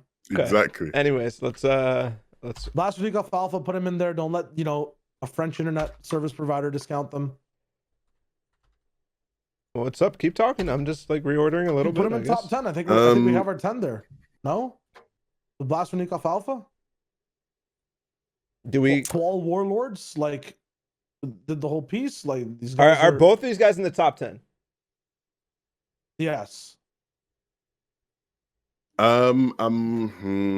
Eve. God, I feel so much better about our EU power rankings, by the way. Our NA power rankings are fucking ass.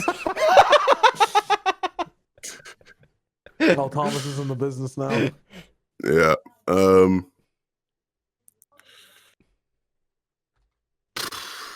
I'm asking, are both of these guys in the top 10? Come on. I said yes. Yes? I said 11. yes. Come on, bring it. Levin's the only one that's different here. But it's just because I'm trying to think, because I feel like Queasy Trulex deserves some love in some capacity. I also am looking at certain trees and I'm thinking they deserve some love, but you can't fit everyone in. That's the issue. That's This is gonna what be I the would issue. say. We put in 11 like we did with NA, and we put in both Queasy and Blaster, and then we make a list there out of those 4. Or we decide right now. No, who I don't goes want to in, put 11. Just. and then put in Blaster. Is that it? You said you want to give Queasy some love? Who's I mean, is it? Okay, fine. I'm putting between 11. those two, Jesus bro. Christ. Mr. Savage and Dredda and Refsguard, I think I drop Kinzel above Wakey. them. I feel like they mesh better than. Where did Kinzel place in last season? With They made it to finals, but they were Coral and it just they had the a Coral zones, but they're still a powerful trio. They're a very good trio. Just had unfortunate zones last season. I feel they got like 30th. They got 30th, yeah. You know what I'm saying? It happens, man. It happens. At the Forza and Nate didn't qualify for finals. And they're in second. So, and there was nothing wrong there. They just didn't qual.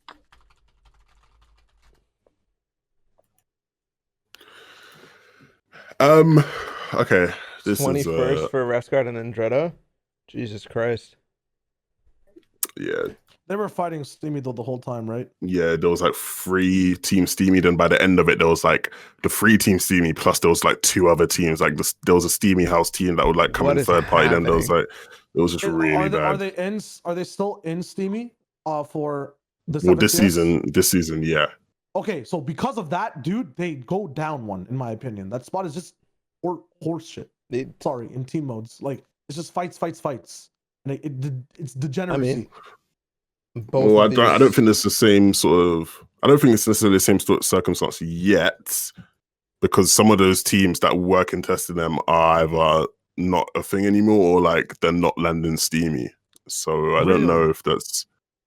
I don't know. I don't think. Both I don't these think. teams have done well in preseason, sure. Like well in terms of like decent. Like iDropkins and Wiki won yesterday. Yeah. But other than that, it's like been one event where they've done really well, and then everything else is just kind of average, if not worse than average. And their finals placement last season for all 3 combined, like this is like 3 trios combined, basically, were all worse than they should have. Well, Mr. Savage and iDrop had 8th place, right? Which Yeah. But everybody else is part of this just terrible. 30th place, and then for Ref's Guard it was 21st. Like, Yeah. I'm close to wanting to kick them out. Who would you put in? Who would you put them? Who would you put in above? Maybe Artur, Raxo, and Advise. Oh, shout out to Advise. I think Advise joined the team today. What org did he join last? Congrats, he joined an org. Wasn't he part of Wave already? No, but he switched teams. Oh, okay. I just saw the announcement. We still have Org Watch after Play this. well. Yeah, more watch to do after this, so we can zoom through there. But yeah, we're at 3 hours, lads. Flipping out. You sure we're doing Org Watch this week? We're canceling Org Watch. We're canceling Org Watch, guys. I'm sorry. All right, I'm putting him down. You guys are not talking. I'm putting him down. Nobody's making arguments for them. Maybe 10th place they stay in. I drop Kinzo and Wakey. Fuck, they're already at the fucking end here. Let's move these guys in somewhere. I think Queasy, Trulex, and Jurikia, even though I think they'll be really good, Queasy and Trulex in FNCS weren't necessarily amazing. Like Trulex, Stompy, and Pink, you expected them to look better. First, they sort of hot, then it just really went downhill in that sense. They had, it was a bit AIDS in some of the games. Like they had really bad issues. And then Juriki coming into that, I'm not sure how that sort of translates in terms of a PR ranking. So I'm not too upset if they're not in the top 10. Artorex advice. This is what we're about to do. Okay, we're doing it off a vote system so we can get this done real quick, and we'll go against each other. So right now, Artur, Raxor, Advice, Savage, and Dreda, Ref's Guard. Paula, which team do you think should be higher than the other, and give one reason as to why? I honestly don't know much about Artur, Raxo, Advise except for their placements, right? Okay. But from what I've seen in past seasons, like even the ones that we're not ranking, I think that they're solid, and I think that they'll play well in finals. And Mr. Savage and Dreda, Ref's Guard, like this trio needs work, even though they've played well in preseason. Cool. So for Artur there, Levin, same question. Oh, I feel like Jose Mourinho. I keep saying I think Raxo is a good player. Went weeping last season with Quasi. I think good player. I think Arthur last season contest Kemi. Good player. I advise. If I speak, I'm in big trouble. I prefer not to speak. If I speak, I'm in very big trouble. So I prefer not to speak. Did you even say anything in terms of which one is better? He said enough. He's leaning on to Artur's side from what I see. Okay. Right. So that's two. So you don't matter. One honestly. So it doesn't matter. They're going 8th. After that, all we have to do is do Savage versus Blaster or Nico of Alpha.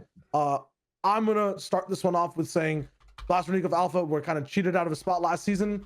I feel like they have that same thing we're talking about with Anox Flick and Thomas HD. Same thing we're talking about with DGen, Agers, and Skittles, and the fact that these guys have played for a long time before. They're you know, kind of in the business, understand each other.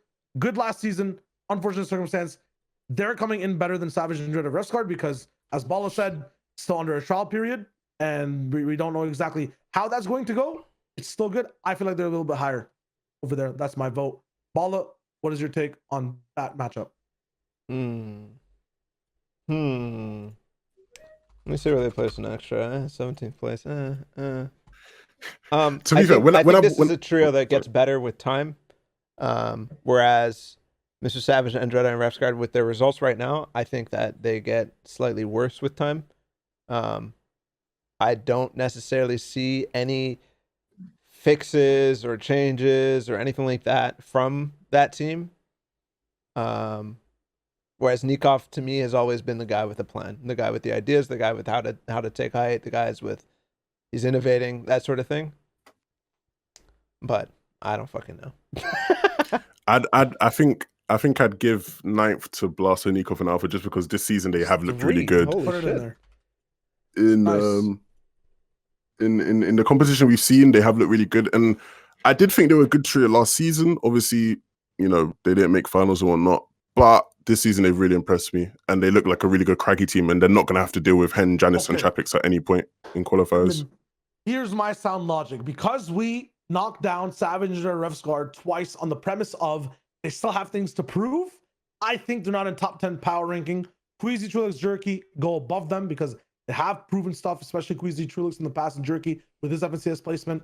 And he deserves top 10. Savage, unfortunately, rolls in with Injetta Refsguard as an honorable mention. I disagree. Okay. So now we have some friction. Why? Because, okay, the Andrea Rescard scram last season in FNCS finals, yes, it was a stinker, but Steamy, with what happened with Steamy, like they were a good trio. You have to, you know, we forget It'll happen that every season. I feel like that'll happen every season. But we forget that leading up to FNCS, Andrea Scram and Rescard looked like one of the best teams in EU. That's true. And that level didn't necessarily drop. It's just they had other really good teams at Steamy. You know, there was Ayabatha with Passive and Void, who looked really good at Steamy.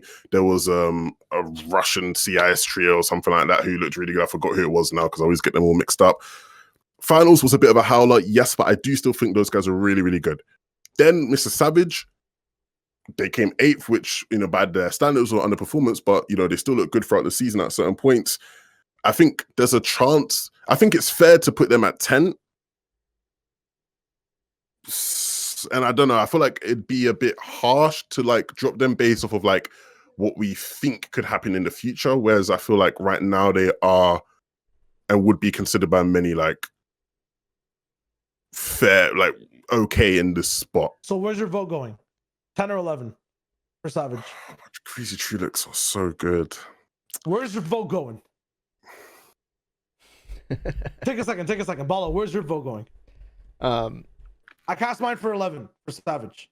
Yeah. And it seems harsh, but it's a gut reaction to how we've been treating this trio in these previous matchups. So where's your vote, 10 or 11? Yeah. I think that there's literally been nothing shown from Queasy, Trulix, and Jerky this season.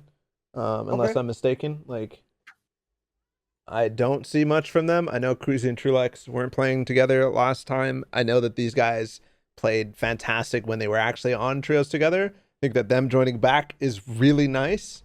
And I honestly do think that their ceiling in a Grand Finals custom lobby is better than Savage, Andretta, and Refsguard. But I just haven't seen enough from them this season yet. And last season, they've obviously been not together and completely all over the place. I don't know much about Jerky at all. Yeah, I can't put them higher than Savage. Okay, then we have our top 10. Cool. Lock it in. Nice. Any final thoughts? Something tells me we're missing someone. We're missing a lot of people. I mean, I feel like it's just because it's the barrier is Savage. No matter who we put up now, the argument will always be, I just wanted to experiment there with Crazy Trulix. Even if we have placements, You're not going to be able to knock this guy out of top 10, unfortunately, that trio. And the potential they have with the way Steamy looks. There's no other trio down below there that knocks that story down. So they stay top 10. We agreed Blaster's higher than them. We should be fine sleeping at night. Definitely trios we missed to talk about. They're not going to be able to break that barrier. Yeah, I mean, I think anybody else is honorable mention, like, unless you can literally just type honorable mention and have the entire fucking like, because it's true. It really is true. It's just I wanted to see if we could break that barrier. I feel like with all these trios, some have some comments there, but the potential for Savage and Dread Refsguard, it's just too much. Off the top of my head already, Floki come at the Siptos I want to put higher, but then just because of the argument, we can't. Yeah. Cool. All right. Boom. All right. Lock it in, screenshot it, whatever the fuck you guys want to do. And yeets. Nice. Awesome. That was I think that's gonna be good in the future. I think we still need some work on how to handle our power rankings and Remember, improve first of in terms of our discussions and whatever, because yeah, this is our first time we're doing it. And we're definitely going to revisit it, especially after the FNCS. And maybe even 2 week after 2 weeks to see how things are going with the quals in between semis. But as the first time, felt like we did an okay job. Yeah. Levin's not happy. Levin's having a Levin howler. is not happy. He's fucking no, I'm not upset. I don't know. A part of me thinks we may have put Raxo and Arto and that a bit too high, but we'll see. We can look back at it in a couple weeks down the line. It was just fucking three dumbass talking heads anyways. Like, who gives a shit? We don't know what the hell we're talking about. We're just fucking Mongo Mitra aren't even on the list, so I feel like we messed the whole thing up in general. I agree. Yeah, that's 2-1, Levin, so. Clutch is mad at us. Yeah. All right. Wait, why's Clutch mad? Why is he mad? Where's Kyle Jackson? Fucking. All right, guys. Well, with all that being said, power rankings to everything that we did in between, it was a dope episode. We'll definitely revisit those in the meantime. I'm not asking for closing thoughts just because we already had the thoughts roll up. FNCS is starting up next week. Our next episode will have a lot of dope FNCS stuff to talk about. Until then, have a good one. There's no audio thing here. I'm gonna be mad, but you prepped everything. You know what's coming. Until then, have a good one. And as always,